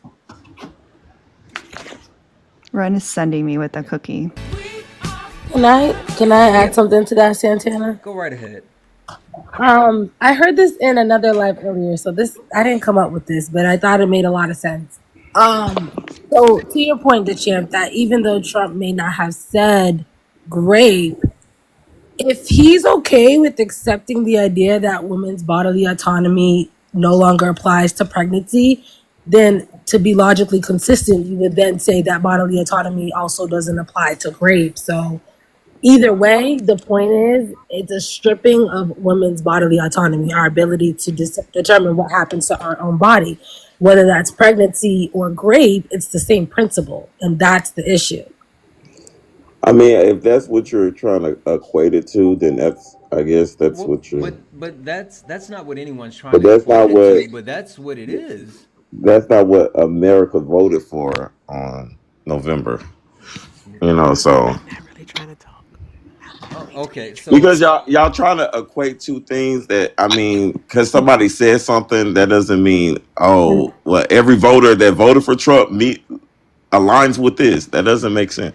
but like okay, So that's like saying something with Democrats, like everybody's gay. That's okay, hold on, hold on, somebody hold on, that's in hold on, hold Democrats. on, DeChamp, hold on, DeChamp, What? hold on, DeChamp. Erica, you haven't had an opportunity to speak yet. Yes. It's been a while since you've been up here. Yeah. Time to get to work. Okay. All right. Do I have to do the introduction thing? No, just the floor is yours. I would like to let you respond to him. I know what I would want to say, but I want to talk about my proudest moment as a woman. Oh yeah. I'm sorry. You know what? It just like snapped. It was like. Am I not a woman? Okay, hold on. Disrespect. Let's level set. We'll get back into it. Let me read these off because we got some massive, insane amount of W's in the chat for Carol. Carol, thank you so much, Carol. Carol sent a $50 donation to me, and Carol sent a $50 donation to Alina because she couldn't. I guess. She has. I don't know if you have Venmo in there, but I don't have Venmo. Yeah. So yeah, so she sent a $50 donation to both of us. So massive W's in the chat for Carol. Thank you so much, Carol. Alina, I'll send you the $50. And also massive W's in the chat for Bernice, who sent $1. Thank you so much, Bernice. Listen, you are so amazing and kind. Thank you, Carol. Thank you, Bernice. Guys, that means we're only $44 away from closing out our nightly donation goal. I have people I have to thank too. So yeah. Okay. Cash App, PayPal, Venmo, all the pay links are in the bio. Santana Speaks 24. Santana Speaks 24 is the best way to support the live. Anything's accepted. Everything's appreciated. We love you so much. Thank you. And Alina, the floor is yours. So I guess writing in the chat did help. So thank you for the mods that were doing that. Melissa sent 15 for the kitten love. Erica sent 5 for Jolene, don't take my man. Michelle sent 20 for the kittens. Teresa sent 10 also for the kitties. Jordan sent 10 for the kitties. And Gail sent 50 that said, Alina, take care of those kitties. So big W's for everyone that sent something. W's. Thank you so much. That all came within like 2 minutes And of us Carol. posting it. Oh, and Carol. W to Carol too. So thank you so much, with guys. $50. Yeah. So guys, thank you so much for all of your love and support. You guys are all amazing. Thank you. With that being said, we're gonna tap the screen. Guys, we're not at 200,000 likes yet. We should definitely be at 200,000 likes. We're at 172,000 likes. Keep tapping the screen. Let's get this up to 200,000 likes. With that being said, Erica, what are your pronouns? What is your proudest moment as a woman or for women? And what are your expectations for women over the next 4 years under this Trump administration? Expectations. Okay. Well, I'm Erica, go by she, her. My proudest moment as a woman was being able to choose not to have children anymore. One and done is the motto. So that was my proudest moment, being able to have that choice. And over the next 4 years, I expect to see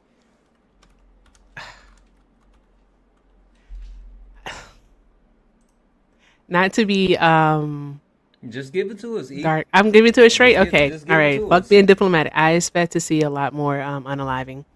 I expect to see a lot more pain for women. Women having to fight every day for their right to choose. I expect to see men trying to tell us, what is right for us when they have no idea. So a lot of mansplaining, as Rand said earlier. So I just expect to see not a lot of good with the next 4 years of this administration. Yeah. Yeah. Yeah, no, listen, and the reason why, this question has been kind of a consistent thread across the weeks that I've had these different topics, and like Erica, I appreciated that you tried to like slow walk it or whatever, but I genuinely want everyone's thoughts and feelings and their actual expectations. So thank you for sharing that with me. I mean, to be honest, that's what a lot of people are expecting. And that's what we're worried about, and that's why we're having these conversations. With that being said, Erica, I want you to have an opportunity to respond to the champ, and yeah, I'll give you the floor. I don't remember what he said. What did he say? It was nonsense. Yeah.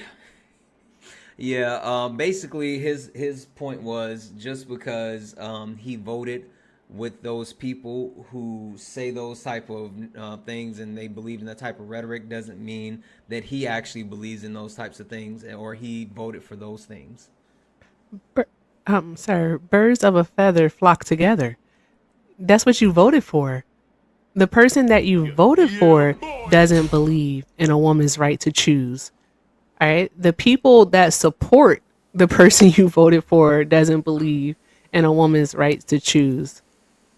They don't believe that women should have a voice. They want to control women. That's why Nick Fuentes said, "Your body, my choice."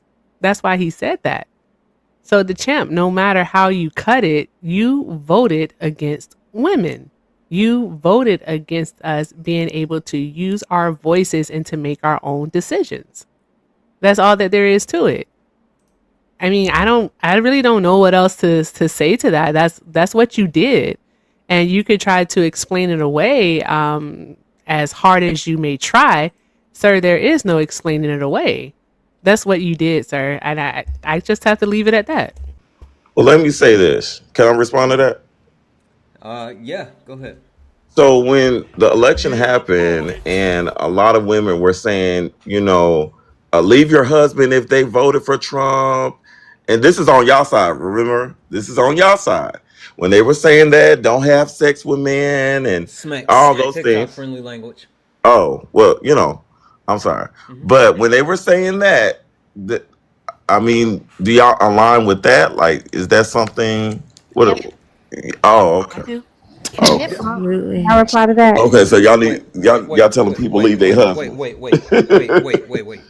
W's in the chat for any woman that left their MAGA husband. W's in the chat for any woman that's not having smecks with their MAGA husband. W's in the chat for any woman that know that they can do better than a MAGA man. W's in the chat. W's in the chat too. The people that already had someone that wasn't going to vote for MAGA. Exactly.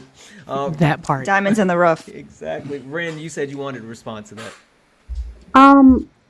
Yeah, and I'm gonna say I absolutely agree with that, especially considering that they want to come for no fault divorce. I absolutely, positively believe if a woman has a MAGA husband, she better run and run fast.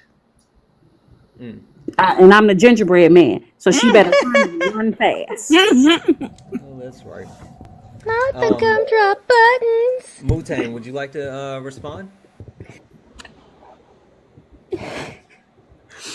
Yeah, the no fault divorce thing is something that's absolutely horrifying that not a lot of people, I mean, we talk about it in our community, obviously, but it's something that a lot of people aren't aware of, and they don't understand what that entails. Like, people are about to be stuck with these men. They're about to be stuck in these abusive relationships. Like, and this just goes into more of women are going to go, things are going to get worse for women. And they're not going to be able to leave. There's also things in Project 2025 about how if you're to split up your family unit, you could lose your child to the system. Like, if you haven't gone through that or Agenda 47 yet, like, I don't know what you're doing with yourself. But the no fault, like, I don't know if it makes me glad I never got married or if it makes me concerned because I'm a single mom. I don't know, my kid's gonna be 18 in a year, maybe I'll be good. But So let me ask you this question, Wu-Tang, because you said something and it was something. Coffee kind of said something along the similar lines, but Wu-Tang, are you fearful of some of the things that you might have wanted to do in the future now because of this Trump administration? I.e., like you just mentioned, you said that you're happy that you're not married.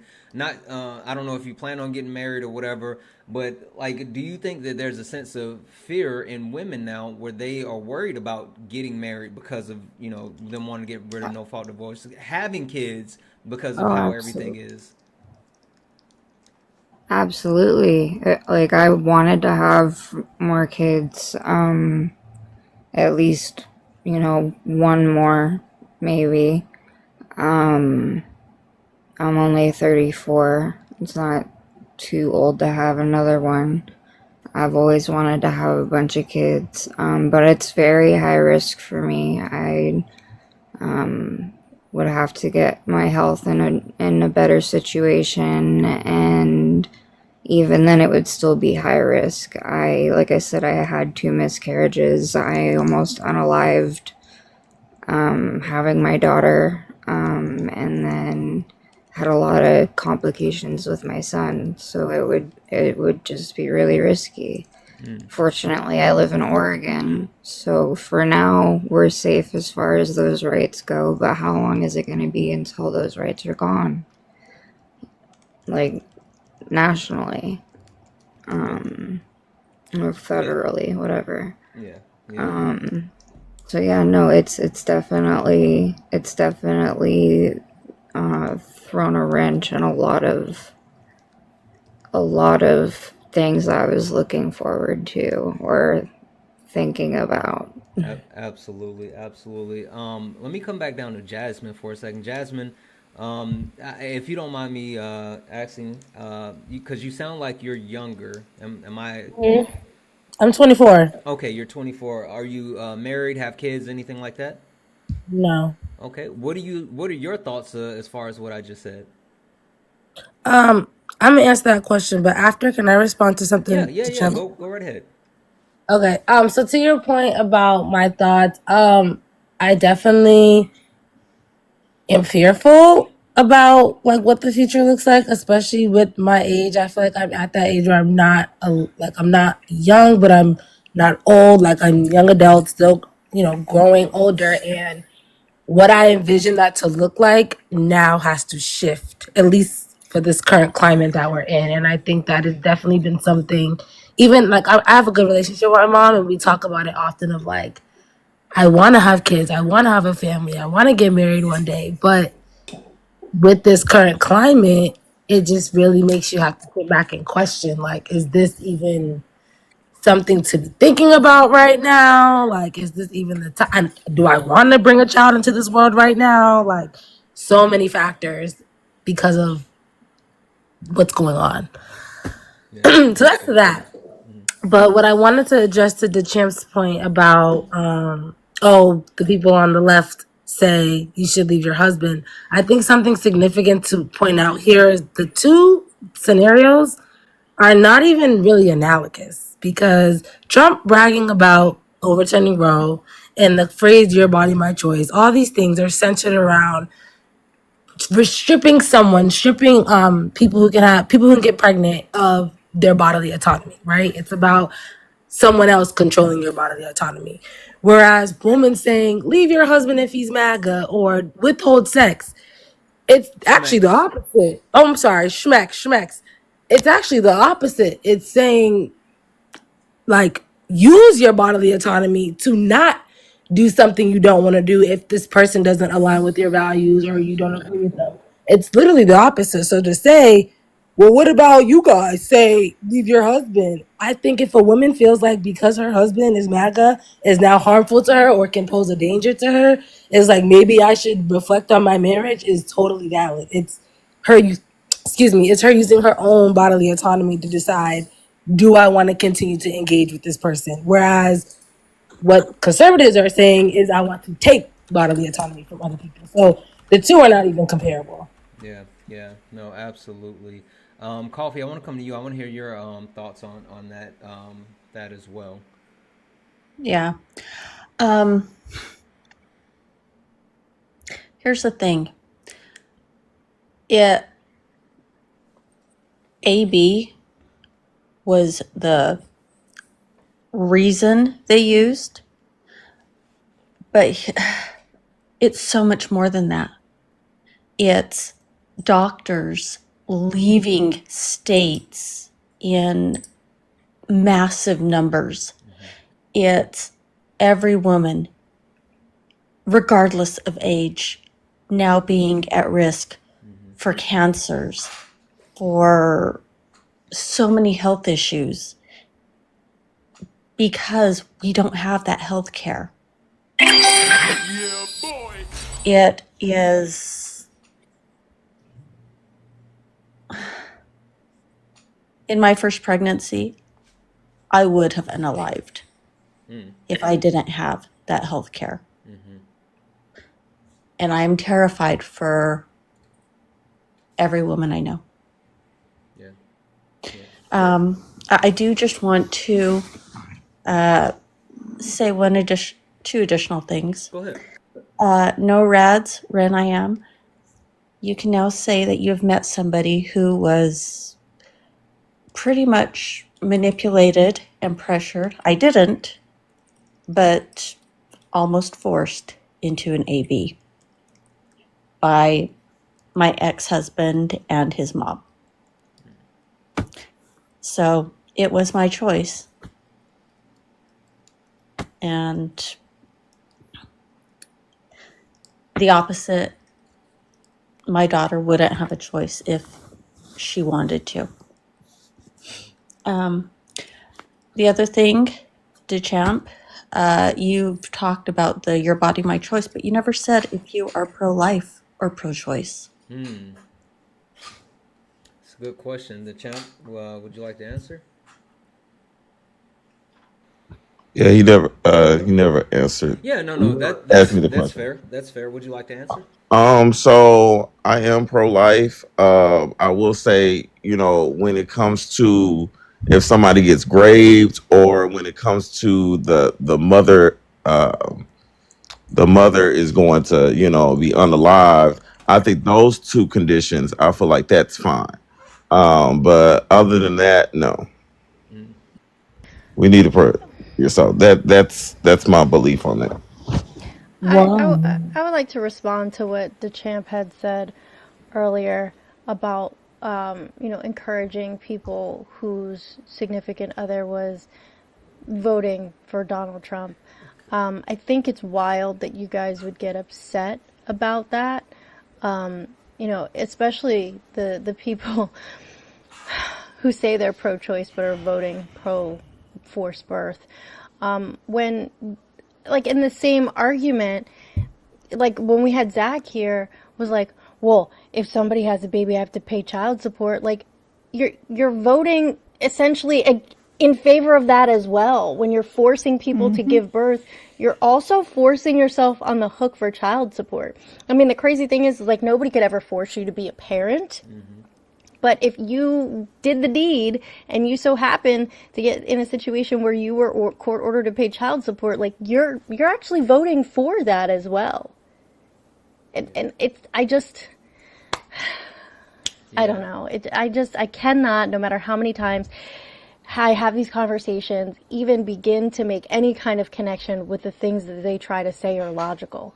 Because they're just not. No. Can I make a point about child support, please? Well, yeah, and what I'm actually going to do, go ahead, Ren, and then, Ren, Wu-Tang, Jasmine, and Coffee, I'm actually going to drop you four down and rotate you out because we got a ton of people in the box. But, Ren, go ahead and make your point.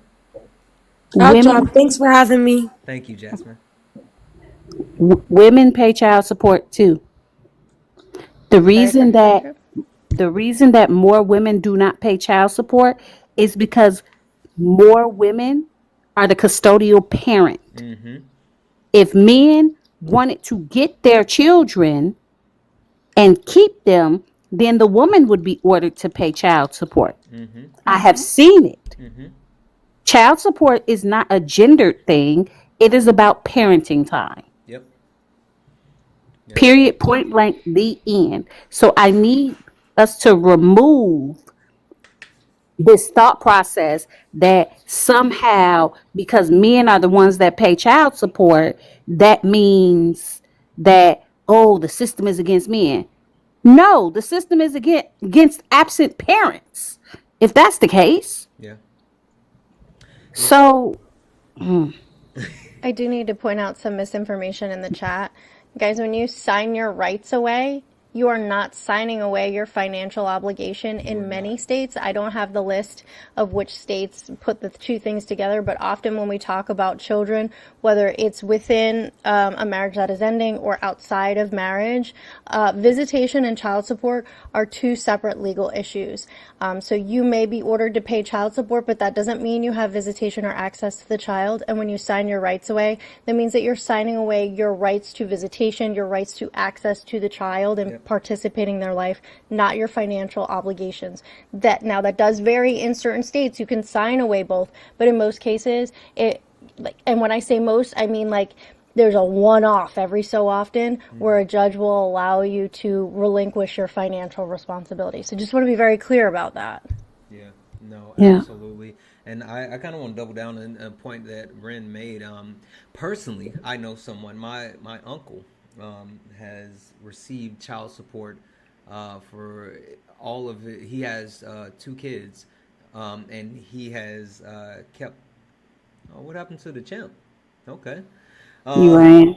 The champ, did you just leave us? My uncle has He 2 ran out kids. of data. He did. He did. He has 2 kids, and he has been a single father, and he receives child support for his kids. So that is a thing. Mutane Coffee, anything else from you before I drop you and you 3 down? I just wanted to say that I never once tried to go for child support for my children. I gladly took care of my children on my own, and I know not everybody can make that work. It's not any judgment there. I'm just saying, if that's possible, then it's not exactly a necessity, which means it has absolutely nothing to do with your bodily autonomy because you're not needed. So, I can't stand that fool. Yeah. I'll talk to y'all later. Thank you, Mutang. I love you, Mutang. Love you, I Mutang. appreciate Bye, man, you. Damu. Yeah. Ren, Denchi Coffee, thank you as well. I just wanted to say one last thing. A request. Santana, will you please also pull up the stats on the increase of SAs since Roe v. Wade was overturned? You darn sure are. Ooh, hold on one second.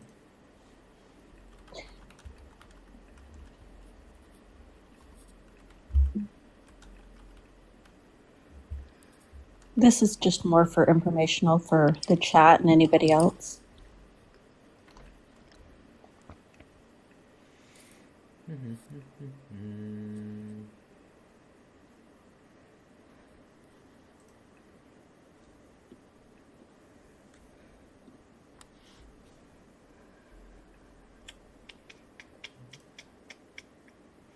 I don't need to be up here for that. Just wanted to say thank you for bringing me up too. Absolutely, thank you. Ooh, okay. Hold on.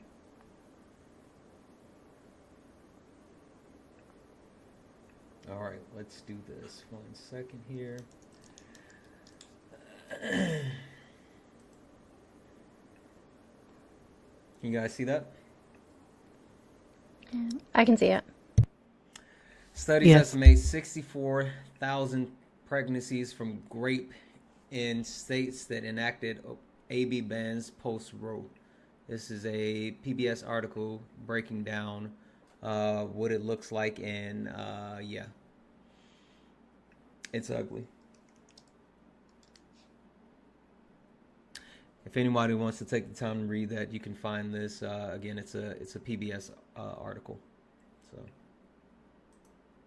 Yeah, it says they estimated daily that 134 grape-induced pregnancies occur in the 14 states that have a total AB ban. Yeah. Yeah, absolutely. Absolutely. So we're gonna get a couple more people in here. Um, and guys, as you get up on the panel, mute up for me just for a moment. Let me read these off. I got some W's to read off. W's in the chat for W's in the chat for Melissa. Melissa sent a $15 donation. Thank you so much for your support. Thank you. W's in the chat for Wasn't Me, who sent a $3 donation saying, I would pick a Wendigo over MAGA. Not a Wendigo. What about a Rougarou? I watch Supernatural. Anyway, W's in the chat for Wasn't Me. W's in the chat for Corey. Corey sent a $1 donation saying, I'm just asking the real questions here. Does Ren know the Muffin Man? That's too late. Ren, do you know the Muffin Man? The Muffin Man. The Muffin Man. Ren, do you know the Muffin Man? Alina, do you know where the Muffin Man lives? I do. Where? I forgot. Erica, do you know I where the wasn't Muffin Man expecting lives? the follow up. I wasn't expecting the follow up. Mulberry Lane. No. No, Drury Lane. Drury Lane. Oh, I don't know W's shit. in the chat for no rads who knew.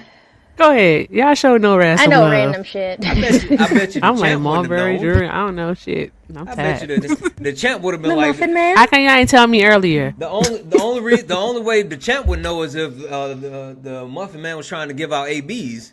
You know, that's the only way the champ would know where he is. Anywho. I do want to thank Angela. Angela sent a $1 donation saying, I'm broke, but for the kiddies. Greatly appreciate it. Every dollar counts. It all adds up. Absolutely, guys. W's in the chat. Guys, we're only $26 away from closing out our nightly donation goal. $26 until we meet our nightly donation goal. Cash App, PayPal, Venmo. All of my pay links are in the link tree in the bio. Santana Speaks 24, which is in the corner of the screen. Santana Speaks 24 is the best way to support the live. Everything is accepted. Anything is appreciated. And speaking of, let's make sure that we're taking care of Alina, because Alina is doing something amazing. Anytime that you donate to Alina, tell them what happens. I become more of a menace on this app. Yes, you That's do. what happens. No, I foster a lot of kittens in my community. So a lot of the money that goes straight towards that. But additionally, I do have a link in the top of my link tree that is for supplies and food. It's a list on Amazon. I'm doing an event this Saturday with the rescue that I'm on the board of. It is for underserved community here in South Florida, mostly unhoused, and just people that are currently low income and need support when it comes to supplies for their pets. There's a lot of different items on that list, and the event is Saturday. If you still want to participate and the item doesn't arrive in time, like we're constantly doing these events, or even just when we see someone on Nextdoor asking for help for supplies for their pets, we reach out and we connect with them and help them out in any way we can. So anything is appreciated for that. And yes, it is a different address because it's going directly to the rescue owner so that I don't have to schlep all the stuff to the event myself.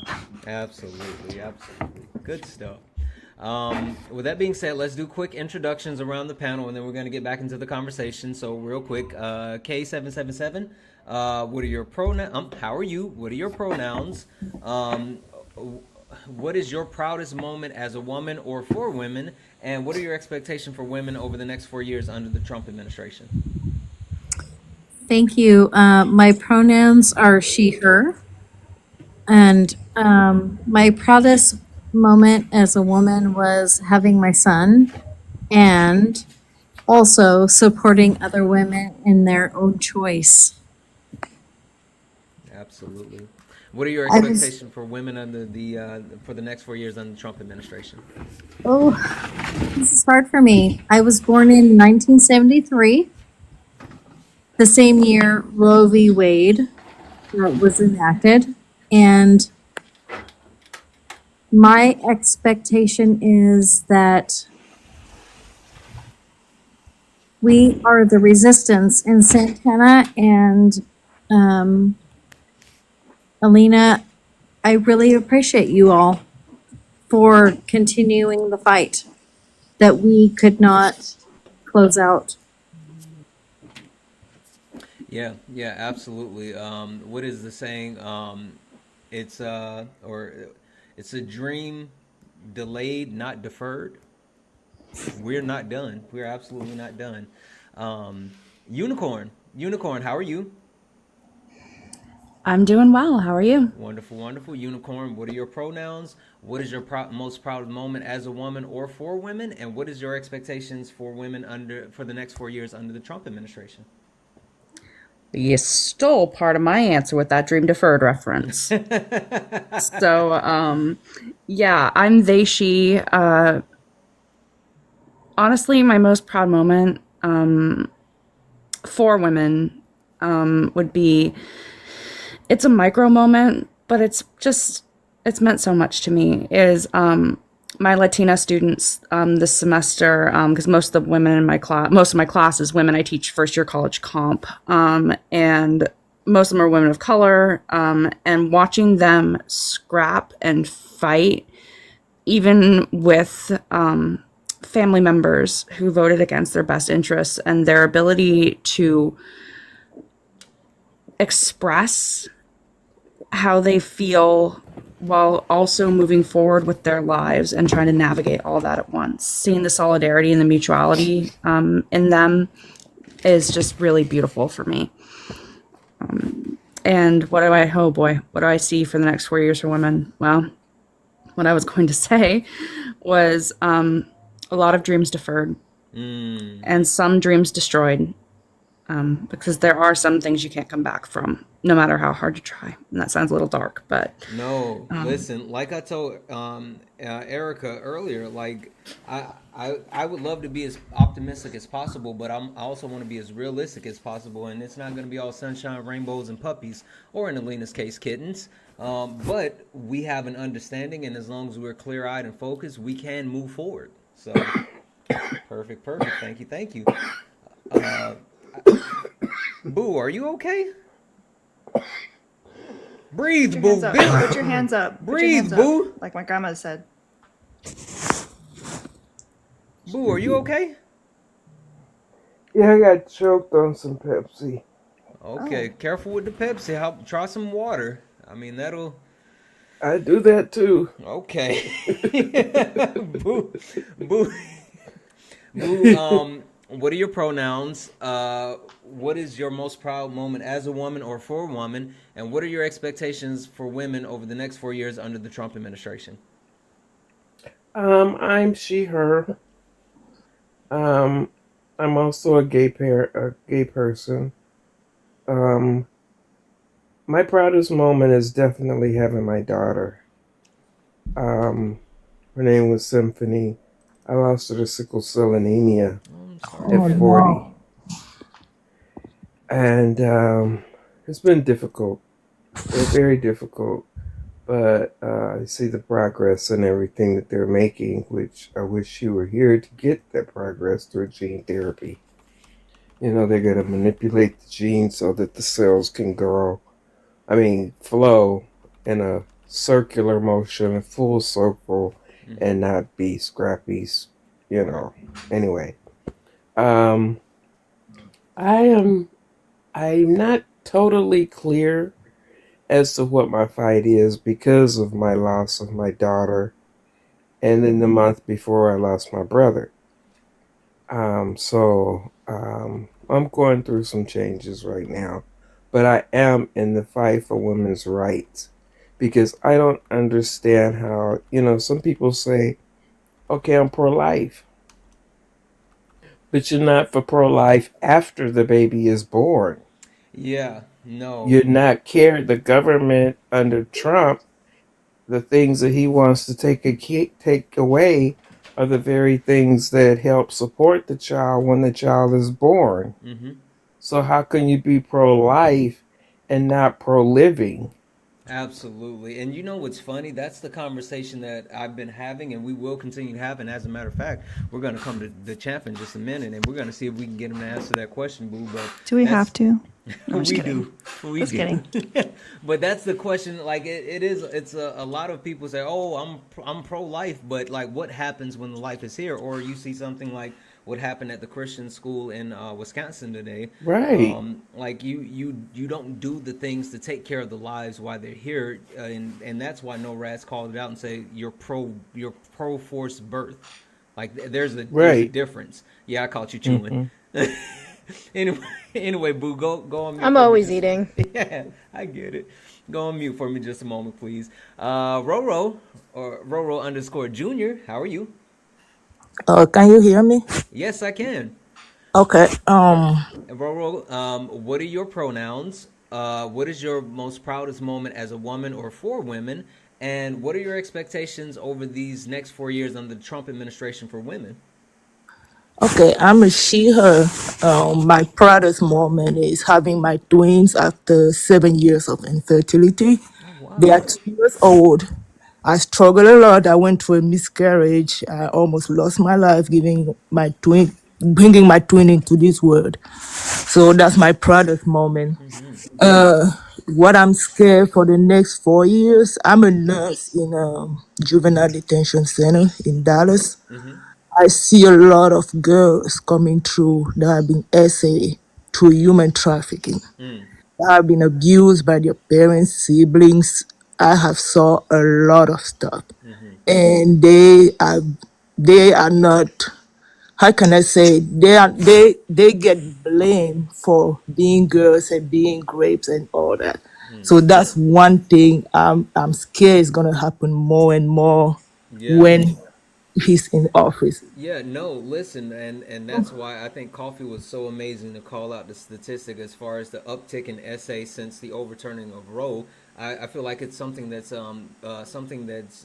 becoming, and I hate to say it like this, but fuck, I don't know how else to say it. Something that's becoming more acceptable, right, or more normalized. Like it's a thing, and it's spearheaded by the Trump administration, and it's something that we'll see. So, Roro, do me a favor, go back on mute.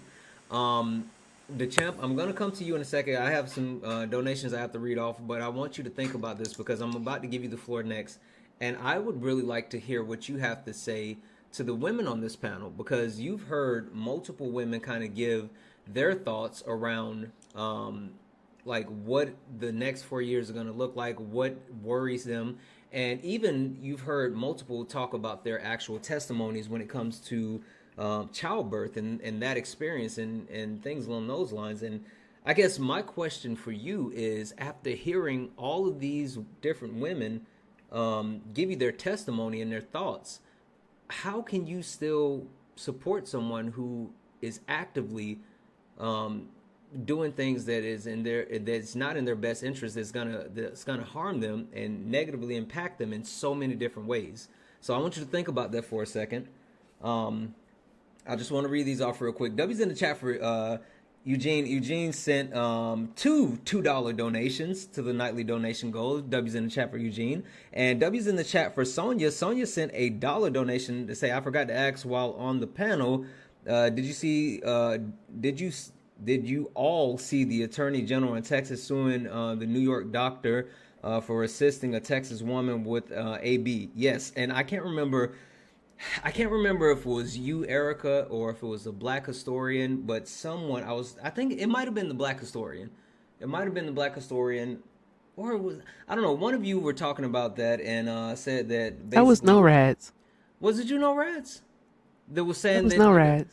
That they're using that to make like a ground, like to set a precedent. I'm sorry, No Rats. Yeah, Can you that's speak okay. to that? So essentially what they're doing is they're using it, to make it a landmark case, like the Dobbs case, like Jacobson v. Massachusetts, like Roe versus Wade. They want to set a precedence with this case. New York does have some shield laws in place for their physicians. The particular physician that is in question was not violating New York law, and they were operating under the scope of the law in the state in which they are licensed. They are not licensed in Texas. So the telehealth, the mailing, all of that was within that physician's scope. And the reason why this is happening is because Texas essentially has bounty laws. The partner, boyfriend, whatever you want to call him, of the person who was pregnant did not know that they were pregnant, and when they took the mifepristone they ended up having severe bleeding and took them to the ER, and that's when they found out, and then he reported that physician. And so they're trying to sue for the $100,000 fine. Texas's law does carry a $100,000 fine per offense, loss of licensure if you're licensed in the state of Texas, and it can also include life in prison.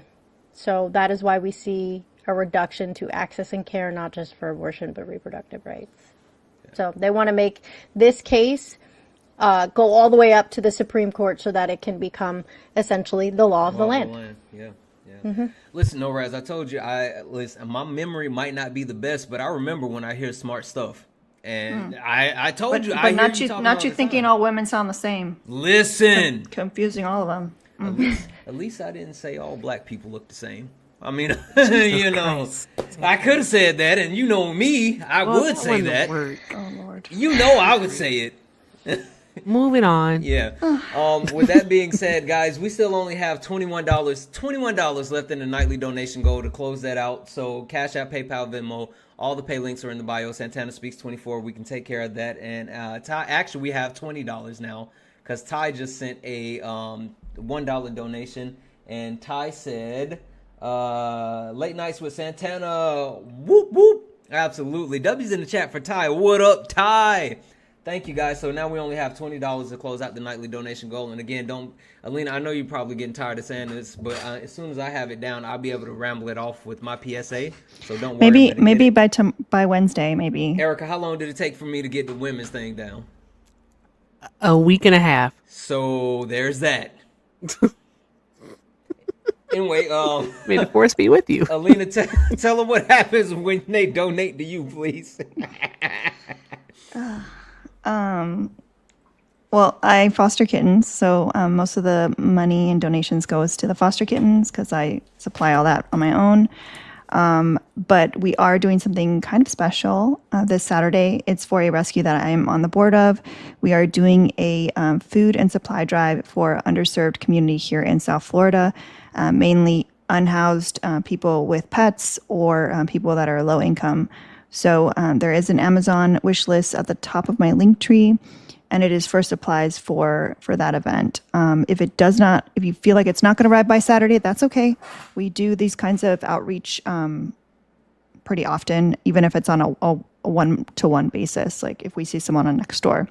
The items are for like smaller quantities because many of these people are going to be on foot due to lack of transportation. So that's why we can't do like large bags, but anything is appreciated. Yeah, thank you. Perfect. Thank you, Alina. I took notes that time.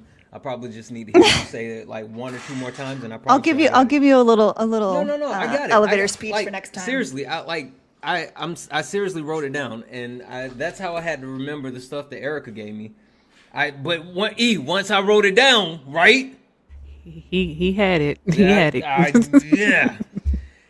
Anywho, the champ, coming back to you. I know that it's been a bit of a intermission, but I do want to hear your thoughts. Right, I want to get back to you, and I want to see what you have to say again after hearing all of these amazing women talk about their experience, talk about the different things that affect them, talk about life and how they worry about so many things under the Trump administration. How can you still support Donald Trump when he's actively being harmful towards women?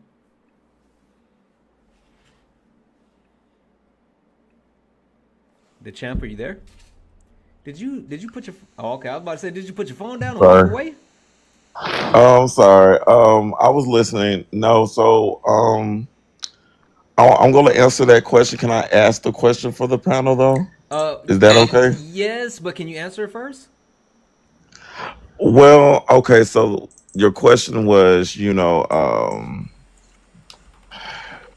why am I voting for somebody that's actively? How can you support after hearing the testimony? John, I got you. I'm gonna read it off in a minute. After hearing the testimony of all these wonderful women and what they are worried about and how they are absolutely fearful for themselves and for others because of this Trump administration, how can you still support someone knowing that they're actively harmful to women? I don't believe Trump is harmful to women. Um, I mean, if that's what y'all believe, then I guess that's what y'all believe. But I don't believe that. Um, I don't think he's presented policies or, some people said he was going to take civil rights away. And, I mean, he never said those things. So it's like, you know, um, I Sorry, think it's like a DeChamp. fear Sorry, tactic and no. stuff. He And already so, Roe v. Hold Wade. on 1 second, K77. 1 second. well, Go road ahead. Go ahead and finish over the what champ. I mean that was a Supreme Court decision during Biden's, term. So I mean, they had nothing to do with Trump. So I mean, That's like I absolutely said, false. That's absolutely false. That's absolutely false. Eric, I know you want to respond. I'll go ahead and give it to K77 first, and then I'll come to you, E, because she wanted to jump what? in, but So it that's was during absolutely false. Trump. It was No, I'm during sorry. Hold on Trump. 1 That second. pisses me off. Go ahead. Go ahead. Go ahead. You got it. This Supreme Court was put in place by Trump. Yes or no? DeChamp? But did the Supreme Court? Did Did this the Supreme Court put y'all who haven't put answered the my Supreme question? Court in place? But you said That was my misinformation. question. But how is that Go misinformation? go go ahead. I'm sorry. Not my floor right now. Go ahead. Who put the majority in the Supreme Court that overturned Roe v. Wade, DeChamp? Trump. Exactly. So, how are you not holding Trump accountable? I'm not holding him Oh, accountable. You what? didn't hold Stop. them I'm not done accountable. with you. I'm not done with you. How do you not hold Trump accountable for the reversal of women's bodily autonomy? How do you not hold that man accountable when he put the majority vote on that Supreme Transgender Court women are not who male. overturned it?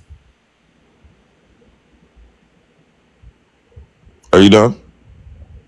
No, I would love to hear an answer to her question. How do you not hold him accountable when he put those people from the Supreme Court in place The specifically Supreme Court. to overturn Roe after those multiple Supreme Court justices testified that Lied. they weren't going to overturn Roe, and then as soon as they got the opportunity, they did that. Well, that's on them. They have to take the Donald responsibility. Trump They said lied. himself that he put them in place to overturn Roe. He's taking credit for it. He said they've been trying for years and I was able to get it done. He said that. So how are you not going to blame him if he said that? Like I said, the big issue. I think I was on Nope, Lena. we're What not is gonna her let you name? off on the topic. No, we're not gonna. First of all, I'm We're not talking. gonna So let you off the I'm hook on this talking. Let topic. me Hold talk. on 1 second. Hold That's on the 1 second. issue. Hold on I one have second. allowed y'all to Hold talk on, the whole time. the champ. Like, It's okay, disrespectful. I want to give you the floor, but one, you're saying something that's incorrect, but two, you're not engaging with Y'all actual been saying information. stuff Are you incorrect. saying Okay, Y'all hold on one talking second. about Hold on disrespectfully? 1 second. One Okay, moment. it's gonna be excuse more me. on Hey, the we don't line. over talk One here, so moment. stop One it. moment. Stop it. So the champ, I want you to come off mute, and I want you to hear me, because there was a specific question that I asked you, and you started to monologue without actually answering or engaging with the question. So I would love for you to engage with the question, or I'll even let you off the hook, and I would love for you to engage with the second question before you ask any more of your questions, or we go on to anything else. Oh, Can you please just engage with one of the two questions in front of you? what's the two questions? Either you can speak to how you can support someone who is harmful to women after hearing all these women I talk about don't. how harmful. You said he's not, like, I don't there's believe one. he's harmed. I answered that question. That was the question I answered. I thought I did. I'm sorry. Go ahead. Erica, you were about to say something. My God, I just want to do a quick little mod thing for the panel. Hey guys, here at Late Night with Santana, we don't do the over talking thing. So when one person is talking, the other person, your sentences shouldn't meet theirs. So let's stay, what do you say, Santana? Let's stay. Listen, the thing about being here on Late Nights with Santana is we are always very mindful. We are always very cutesy. Erica, we are always very what? Demure. Very demure. Menacing. Very. No, So, guys, Elena, let's try to not keep it that menacing. way. Demonic? Not demonic. You Not two. here. That's sparring with Shit. Santana. That you guys are confused. That's sparring with Santana. Oh, well, I'm demonic look every the day. same to so- me. Oh, Did you say all Santanas look Potato, the same? potato. Is that what you just said, Alina? No, I did not. that's not what You know, I don't think that's The not biggest disappointment of this weekend was that, we didn't get to see the dome, the freshly shaved dome. Remember, And if it's you not even made freshly top shaved 3. anymore. Exactly. Not Not that even look freshly good. shaved. Exactly. Listen. Never mind. I was about to say something that would have got me in trouble. Anyway, You know she here. I know she is, and I was about to say Okay. something, and she would have came in here and threw a shoe at me, so I didn't do it. As she should. Yeah. Anyway, I was gonna say something. Oh yeah, so I was saying something. Oh, I wanted to. You kind of took it though, Santana. Because hey, management. So yeah, Trump definitely said after 50 years of failure with nobody coming even close, I was able to kill Roe v. Wade. Tap tap tap. Screen protect the life. Much to the shock of everyone. He said that. All right. He was a proponent of it. He was gloating about getting rid of Roe v. Wade, the champ. So again, I say to you that you can't get around the fact that you voted alongside the party that that has taken away a woman's right to choose. And they do want to make this an actual federal ban. So there's that part. We also have to look at the fact that ABs have risen. Because Santana, you asked a question earlier about women not getting married, not having children, and so on. ABs have risen 11% in the 14 states that have a total ban. Not the 14 states, I'm sorry. In the states where ABs are allowed, they have risen 11% since 2022. We don't have the data from the states with total bans because they're not releasing it because they don't want people to know. They just don't want people to know. All right. So this whole thing, the whole purpose of this was that women would have more babies, and it's having the complete opposite effect because women no longer have the opportunity to sit down and think about their choice. They have to act, and they have to act fast. All right. So the champ again, Santana, you know how I get with people who are just unwilling. So it's like it's simple, dude. You voted against your mother. You voted against any woman that you claim to care for. You voted against every woman on this panel. You don't care, and that's all that there is to it. Champ, I know you had something you want to say. I would just like if you can answer the question, how can you not hold Trump responsible for overturning Roe when he said it out of his own mouth and he appointed the Supreme Court justice to do so? That would be lovely. And then I know you had something else that you wanted to say. No one will cut you off. I'll give you the floor, but please engage and answer the question first and then say what you have to say. Okay, so let me answer the question. Thank you. Yes, of course, he put the Supreme Courts there. They also said that they wouldn't do it, so it's still their fault for saying, for doing it. But hey, he put them there. Now, on to my question for the panel. So, women in this country have more rights, and I think I said this to Elena. Elena, on your live, yeah, I think I said this on your live. Y'all have more rights than 178 countries. That's on Google. So, why do y'all feel like America hates women if y'all have so many rights? And then somebody on your, I don't know if you remember, I said, what rights are you trying to really fight for? I mean, and so she was talking about childcare. Childcare should be a human right. And I was like, so that's kind of like two questions. So what do y'all feel like childcare is a human right, or do you feel like it's not? And then also, if y'all have so many rights, what are y'all still fighting for? That just those two questions. I just really am interested in listening. Okay, so yes, childcare is is a right. Anything that, I mean, in my opinion, I think regardless if a woman stays home or not, like they should be paid for their labor, especially when they're raising our future workers and consumers. Obviously, we want to be able to like, reinvest in our future, just like you would reinvest in a company and future employees. You should do the same when it comes to like the children of this country. I believe that childcare and things like maternity leave should be and are human rights, because I personally think that finances should not be a reason why someone who wants to have children decides not to. And right now we live in a society that punishes people who don't have the finances that might be amazing parents. And there's people that have tons of money that are terrible parents.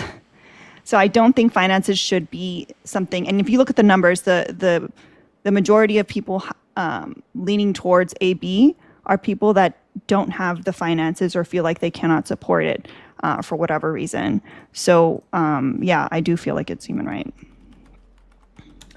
I would love to hear from Boo, Roro, or Unicorn if either one of you would like to chime in on that actual question as well. I would.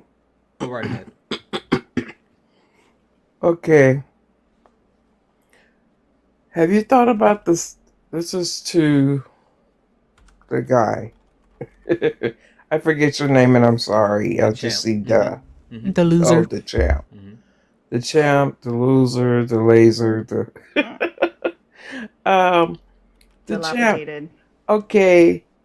Do you know what Trump is trying to do as far as the poor people, as the people in the middle class and stuff that can't may not have the finances to have a child? And why do you think it's okay for people to make decisions on other people's lives in their bedroom business, in their doctor's office? If they said if a man rapes a woman, the man should. Oh, I'm sorry. If a man rapes a woman, he should be snipped and not be able to have children anymore, or not be able to perform. Would you go for that? The champ.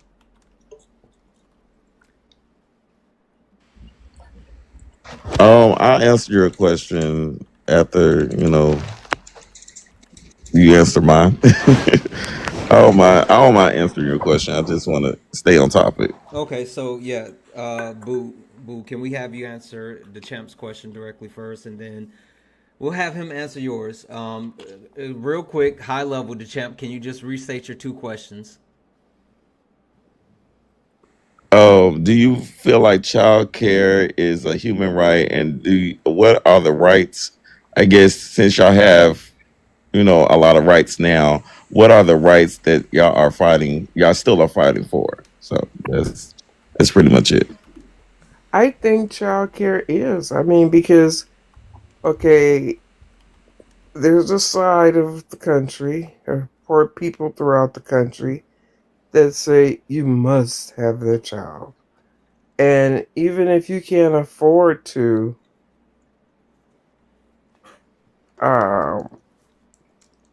there needs to be ways to help assist in taking care of the child. Simply.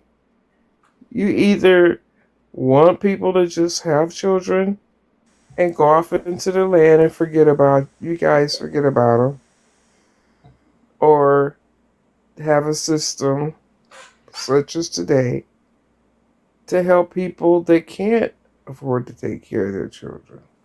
Yeah, I think that's a lot to that.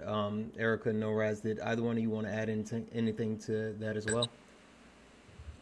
I want to add something. Um, Yeah, if you're talking about childcare should be a human right because they want us to have all those babies, but they want to cut all the funding for WIC. They want to cut food stamp. It doesn't help people that cannot afford milk, that cannot afford food for their families. How are you gonna say, "Hey, I'm pro-life. I want you to have this baby, but I'm not giving you milk to feed this baby"? That doesn't make any sense. Yeah, no. And again, that's something that I've been saying as well. Like, and to NORAD's point, right? NORAD, they're not pro life. They're pro forced birth, and that's why you've said that, and that's why we said that. Beyond that, What was the I have second to Hold on, ask hold you question? a on, hold on, hold question. on one second. NORAD was about to say something. So yeah, childcare is most definitely a human right. When we're looking at our society who has removed the ability to have multi-generational homes like we used to, we had the villages, that we were able to have those larger family units that contributed to helping raise children. But we also see that single income households are not really it's not really feasible for many people anymore. Like, if you're wanting people to give birth to these children, but not providing them the resources, you're setting people up for failure. You're setting people up for having additional economic challenges. Like, everything that they want to do, everything the Republican Party wants to do, is extremely contradictory to not only human rights, but advancement of society as a whole. We need these tools to be successful. We know that we need these tools. We voiced that we need these tools. But it's just consistently no, no, no, no, no. And everything just keeps putting back on the shoulders of women, back on the shoulders of women. How much more do you guys want us to carry? Absolutely. I mean, and it's always something. It's the next thing. It's the next thing. It's the next thing. Erica, did you want to add anything to that one? No, NORAD said it perfectly. Okay. She, as per usual, she said it perfectly. Okay. I'm going to come back to K777 with one quick call out. Thank you. W's in the chat for Hawk, who called it out. U.S. women are ranked 16th as far as full equal rights. They it's nowhere near the best. Nowhere near the best. Also, W's in the chat for Gene. Gene sent a $1 donation saying, hold on a second. The champ is why women choose the bear. The bear, the whale, the dolphin, the sink, the toilet, the couch, the air, the car.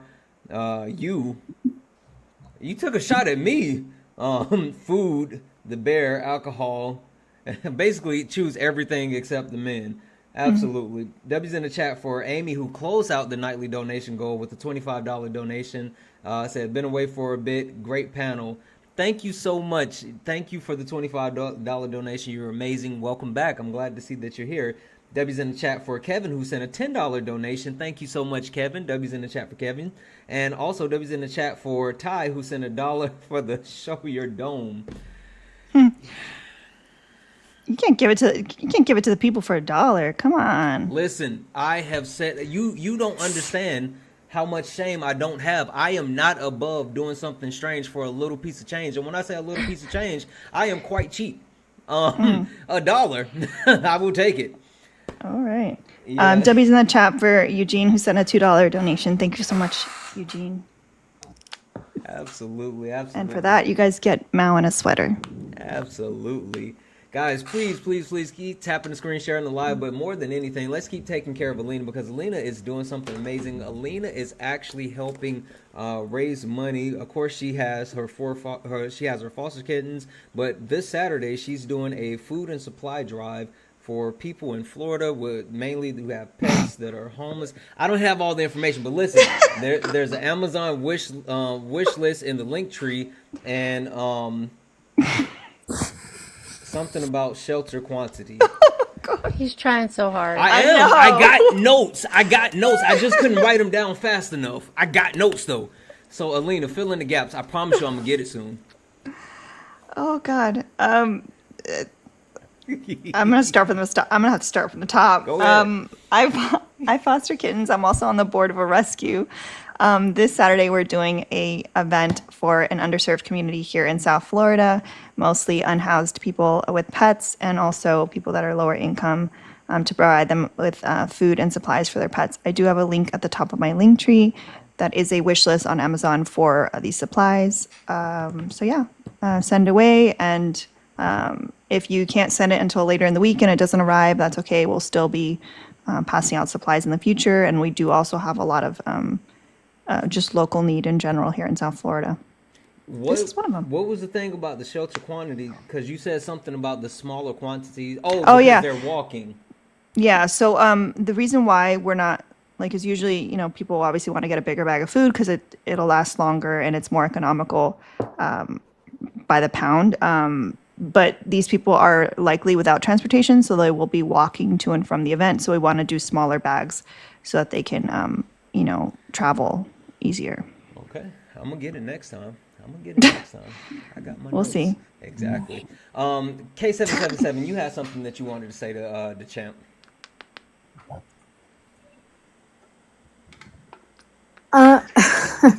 Sorry. I just want to understand. So, DeChamp, you asked how women have lost their rights, right? Is that what you said? No, I was saying, like, what rights are y'all still fighting for when you have a lot of rights already? That's what I was saying. Okay, so a lot of the rhetoric right now is your body, my choice. So, how do you resist against that? So, if men across this country, Nick Fuentes, for one, says, your body, my choice, how is that not a loss of our bodily autonomy, our dignity? How are you going to tell me we have not lost something when men across this country are absolutely glomming onto that sentiment? Can I say something? No, That cat. the champ. Oh, No, answer her oh, I thought question. she was answering. No, I answer thought her she was question. answering. No, answer her question. Can When you let men me talk? say, No, I your want you to answer her body, question. You my I go. am going to choice. answer her question. Can you Okay, calm okay, down? okay, Calm okay, down real okay, quick. okay. Go ahead. I was just gonna say the cat is cute. That's all I was gonna say. I don't even like cats like that, Yeah, but but that's if all I you was gonna say. go ahead, go ahead. But I mean, rhetoric is not laws. Rhetoric is not policy. Y'all already have these laws in place. I just don't understand. It really comes off ungrateful. Y'all have the right to education, the right You to know own what? No, property, no, the let right me, to, I mean, sorry, just host. so many Can I rights, and interrupt it's him? No, ma'am. No, we're Mm-mm. talking, oh, so, please. y'all gonna talk Finish your over? thought, Yeah, DeChamp. finish your Yeah, sentence. you know what? I'm just saying, it's just to me it comes off ungrateful, and that's just how I feel about it. But again, I mean, that's why I really okay, y'all. I think y'all all agree that child, what is it? What is it? Child. I forgot what it is. Oh, child care is a human right, and okay, if that's what y'all agree with, then cool. But I'm trying to get to what is the rights that y'all are lacking still. That's what I'm trying. And you're saying rhetoric. I mean, rhetoric. Okay, rhetoric. I mean, they talking. I mean, what y'all already still have the rights in place. Now, when if they try to take the rights away, if they're actively doing that, then I can be They like, did. okay, I'm on your side. But they're not doing it. They just saying it. It's not Yep. even him saying it. It's just people. You know, Land the I don't plane. know. Now may I? Hold on a second. I do want to give it back to you, but I'm sorry. I just got a special audible. Oh. Oh, Can No Raz just get into him about the ungrateful part? Rip his ass apart, please. No Rad. I don't work for free. Listen, I think it's fucking wild that you think that women are ungrateful for the things that we have. First of all, y'all motherfuckers didn't give a shit You didn't give us a fucking thing. We fought. We had to be loud. We had to stand up against you. It wasn't just like, you know what? He ran, and he's still in the chat. I know he is. No, I muted It him a wasn't long like, time ago. oh, the women have behaved themselves. Here, you can have a credit card now. Oh, you can get divorced. Oh, by the way, DV is now illegal. Like, that is fucking wild to me that you would think that we're ungrateful, that you're not allowed to beat us up anymore. Like, what the fuck? What is wrong with you? Like, who dropped you on your head? How did you get from A to B? Like, I just don't understand. People like the champ should not be allowed to participate in society because they're harmful. They're not only harmful to women, but to other marginalized communities as well. Like, just stop. Just stop interacting with fucking public. Like, go back into the hole that you crawled out of and just stay there. Just stay there. I mean, he did start the conversation confused as to why the Nick Fuentes thing was a problem, like why that was a problematic statement. Yeah, he still doesn't understand. He doesn't, because he literally said that rhetoric. Yeah, it's on. Look at the background. It's the third one. Your body, my choice. That's the point. Yeah. We're at a place where men are saying, your body, my choice. He didn't get it. We're scared. He didn't get it. We're in a place now where we have to be fearful of the men in this country. How is that so goddamn confusing? I'm sorry. Yeah, he didn't understand that the rhetoric actually is turned into actions, and some of this rhetoric is turned into action, which is turned into law.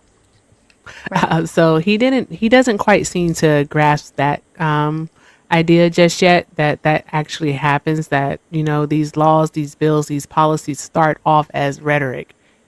And yeah, so there's that. But guess what time it is, Santana? Oh, it's t-shirt time. That's why. Did you see my nice new clock that's counting down over on the side? You see that? Oh, that's neat. Yeah. Oh, I put that's a timer. cool. So, like, I started this last week. I'm trying to actually be responsible and also mindful of people's times. So at the 30-minute mark, I put a 30-minute clock on. I was a few minutes behind tonight. That's why it's 3 minutes over. But I put a 30-minute clock on to make sure that I keep myself accountable and to let everybody know that, you know, this is the end of the live wrapping down. So that's why I put that up there, and I let it count down from 30 minutes. With that being said, Cool. Exactly. We're going to go around the panel real quick. K77, any other last thoughts for you? I'm pissed. I'm pissed with men's mentality. I'm pissed with your body, my choice. I'm pissed with the loss of our rights. I'm just pissed. And guess what? We are the resistance.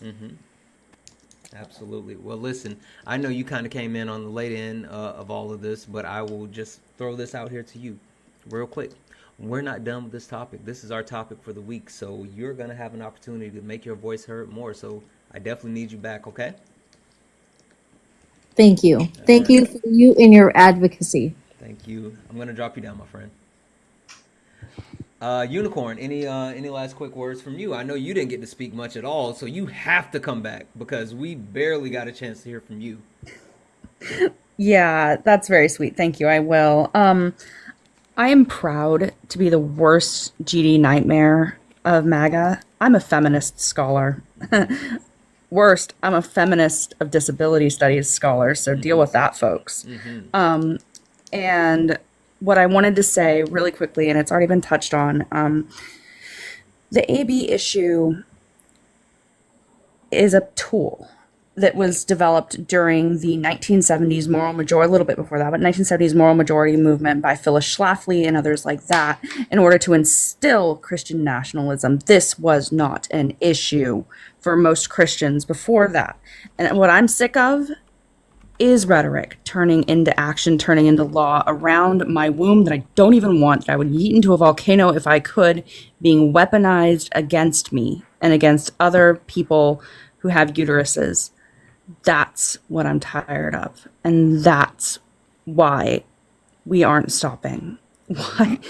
Why are we happy with the rights we've been given? Please, I don't accept scraps. Unicorn, why are you ungrateful?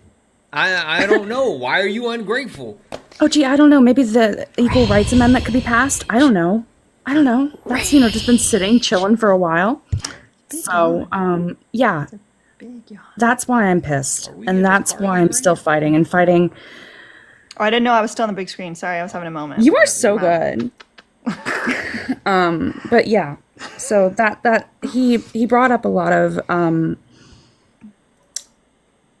of partial understanding of the severity of what we're dealing with. Donald Trump is a repugnant, oozing sore, but he is a symptom of a much larger movement. Absolutely.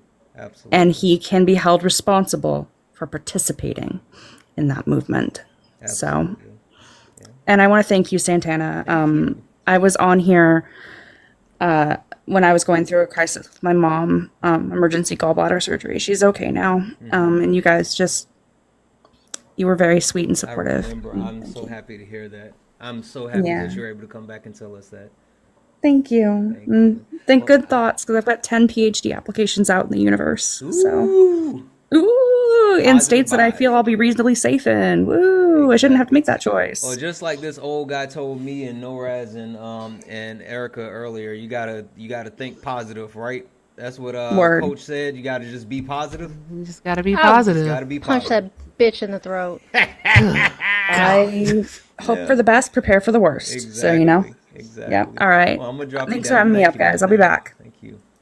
Welcome in, Carbon Raid. You guys, y'all late. Listen, Okay, guys. welcome in, Carbon Raid. Roro, do you have a last quick thought for the panel and the people?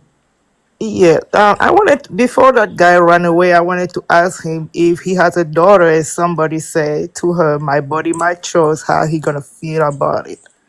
But he ran away. But at the same time, I'm so done with Ted Cruz, Greg Abbott, and Ken Paxton. I'm sick of Texas. I am so sick of these people. Yeah, no, absolutely. And I'll say this. I mean, like, it's so interesting that he actually ran away and he knew what he was doing. He wanted to get away as quick as possible because he knew that he didn't have a leg to stand on. But, that's the thing that I tend to see is when you actually push back on them and you push back on them with facts or information. Like, someone was saying in the chat, Santana, don't let him pivot. Stop letting him pivot. Make him answer. He wasn't going to answer our questions. Like, did anyone up here genuinely think that he was going to answer any question? Like, No, because I've talked to him before. yeah. Yeah, I've talked to him before too. He wasn't gonna answer. Yeah. I know that guy. Anyway, thank you so much, Roro. I appreciate you for coming up and spending time with us. Okay, good night, guys. Thank you. Hey guys, the Blue Sky account is on the screen. If you are not following me on Blue Sky, go ahead and do that. I post funny stuff. My post got deleted. That's interesting. I'm gonna have to check that out. I was posting about the pew-pewing that happened in Wisconsin.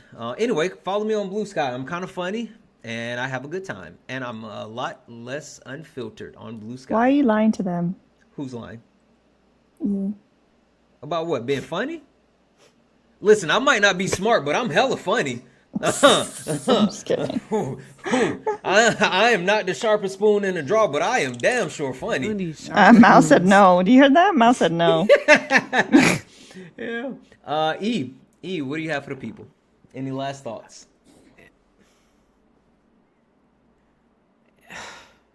Not necessarily. I just say for women, birth givers, protect yourselves at all costs. Do what you can. Just I don't know. Just do what you can.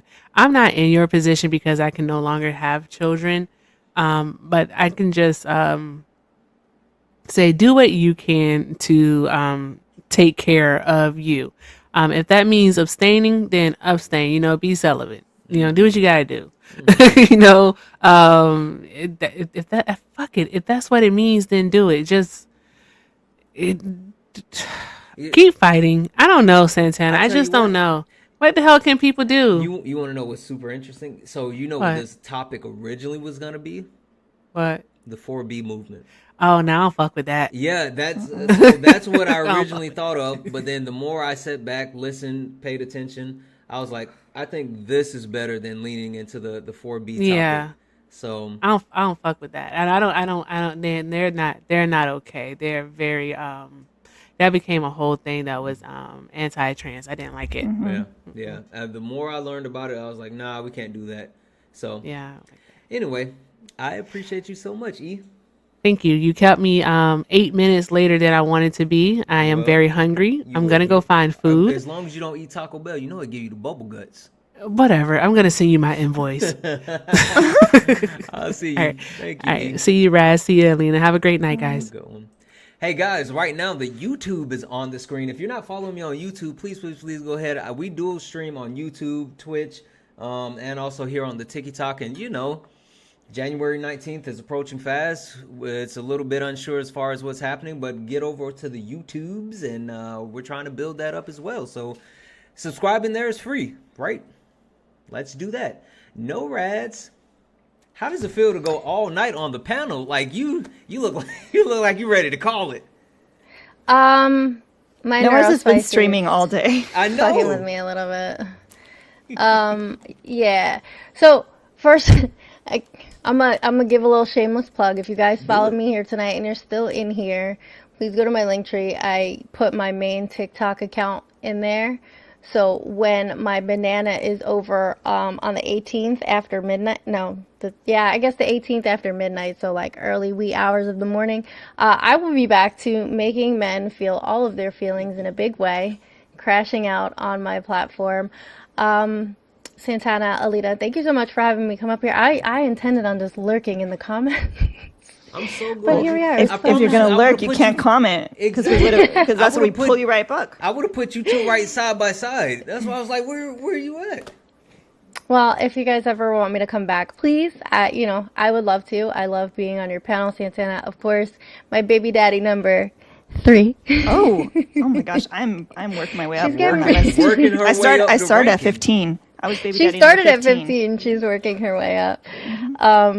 I love you guys very much. To everybody who's in the chat, who's listening, listen. This is when we've been told that we're fear mongering. I need you to understand that it is not fear mongering. It is mental preparation for what's to come in the future. We saw the champ come up here and say like that we're ungrateful. That is the type of mentality that these people have. And we can't let them be comfortable, because if they're comfortable, we're complacent. And that means people will be harmed. So we have to keep calling it out. Like, we have to keep doing this work. We have to keep involved. And most importantly, we have to connect to one another. I don't know if you guys know this, on January 18th in 2025, just before Election Day, there will be a Women's March in DC. If you're part of Alina and I's Discord, I did post it in my section in like the little news thing, or the announcements, one of them.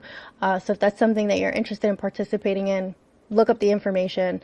But strength in numbers, and I look forward to seeing what you guys want to talk about tomorrow. Absolutely. Well, so I'll say this before you take off, because you said you would be welcome, or you would be into coming back. We are doing this again Wednesday and Thursday. So tomorrow's sparring, but Wednesday and Thursday we're back at it with this topic, with this panel. So no Raz, it'll give you a day to rest up if you want. But Alina, right? Am I wrong? Yep. Get some more M&Ms. Yeah, I'm just saying. I still got this much left out of this whole. Oh, peanut butter M&Ms are the best. Mm-hmm. Yes, I have peanut butter and jelly ones too. I'm gonna try them. M&Ms? But if you guys, yes. Also, if you guys love me, my pay links are in my bio. I Please appreciate hit it. the pay links that are in the bio. I didn't. You know what? I'm sorry. I should have thrown a plug out there. It's okay. I got you. You know I got you. Totally Anyway, okay. No Rats, thank you so much for being here with us. Yeah, we'll connect. We'll connect and see, about the rest of the week. Absolutely. I love you. Yeah, love I'll see you later. Have a good one. Bye, everybody. Good night. I'll text you in like 2 seconds. Okay.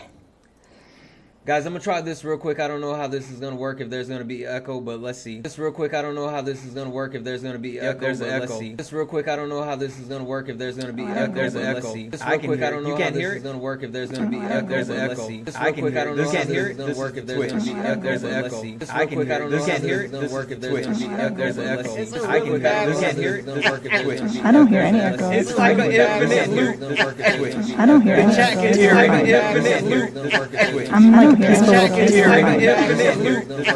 I'm like this little It's case like right an now. infinite loop. I'm like this little It's case so right now. bad. I'm like this little It's case so right now. bad. I'm like this little Okay. I heard from the Eminem. Oh God, stop! I'm sorry. I heard from the other room. Oh God, stop! The chat was going crazy. Every time we said something, it looped in the other part, and it just kept going and adding on. That's the Twitch, guys. I'm still live on Twitch. If you're not following me on Twitch, please give me a follow on Twitch. Alina, thank you. Thank you for agreeing to do this with me. You are amazing. You are one of the smartest people that I know, but also one of the most caring and giving people I have ever come across.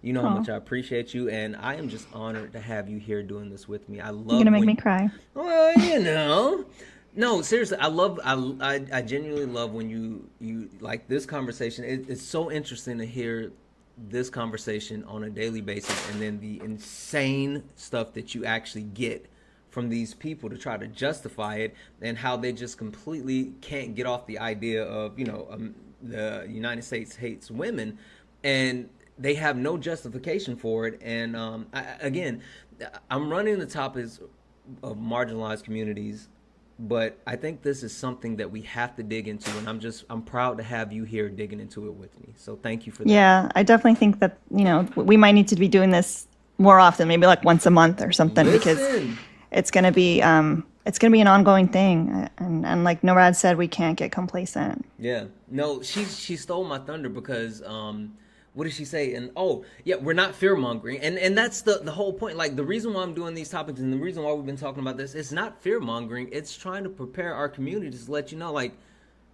things are going to be tough, and we need to be tougher. We need to be ready. So, yeah, I don't know. Anyway, what else do you have for the people to close out the night? I just want to thank you so much for having me. And also, for those of you guys that missed the Saturday, telethon here, you missed quite a production. I want to give a big W to Santana. I don't think there's very few people that would do that kind of thing for me in my real and internet life.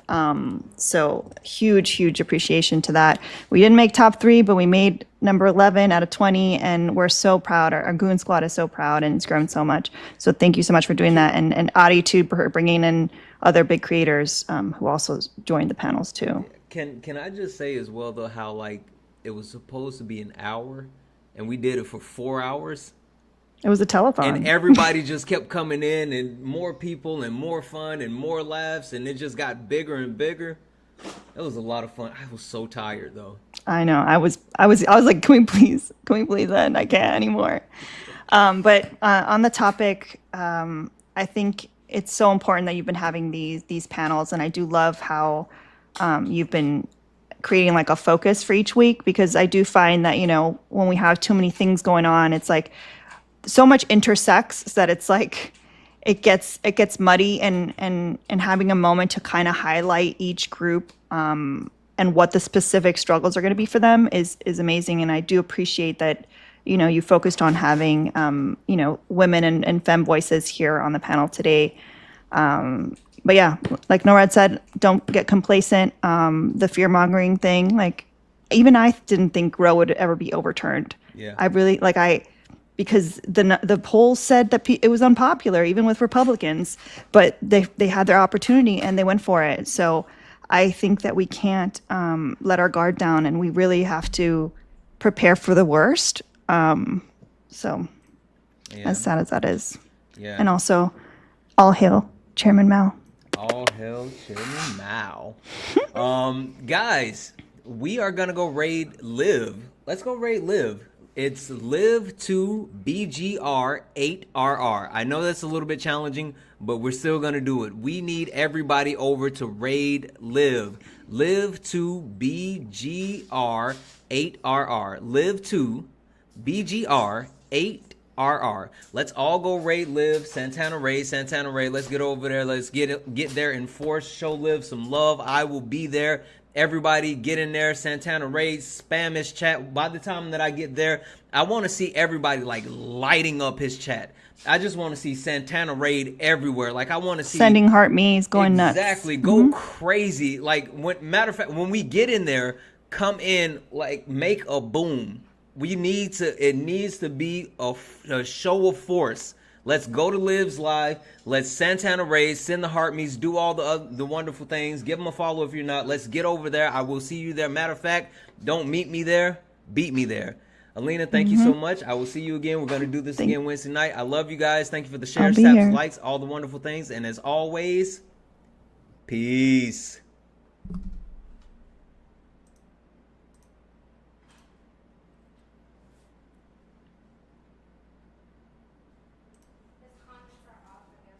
Say it again. Oh, okay. I wonder why they're off. Do you think this one's okay? Yeah. Why do you say that? Because Pop Because- was in it?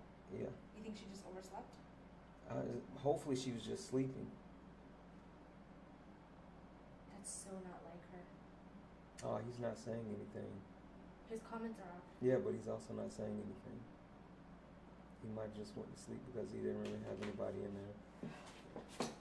He went to sleep on live? Maybe. That's why somebody said he's asleep. Huh? Somebody in the comments said he's asleep. Oh, Liv fell asleep. Oh, I On didn't- live? Yeah, apparently.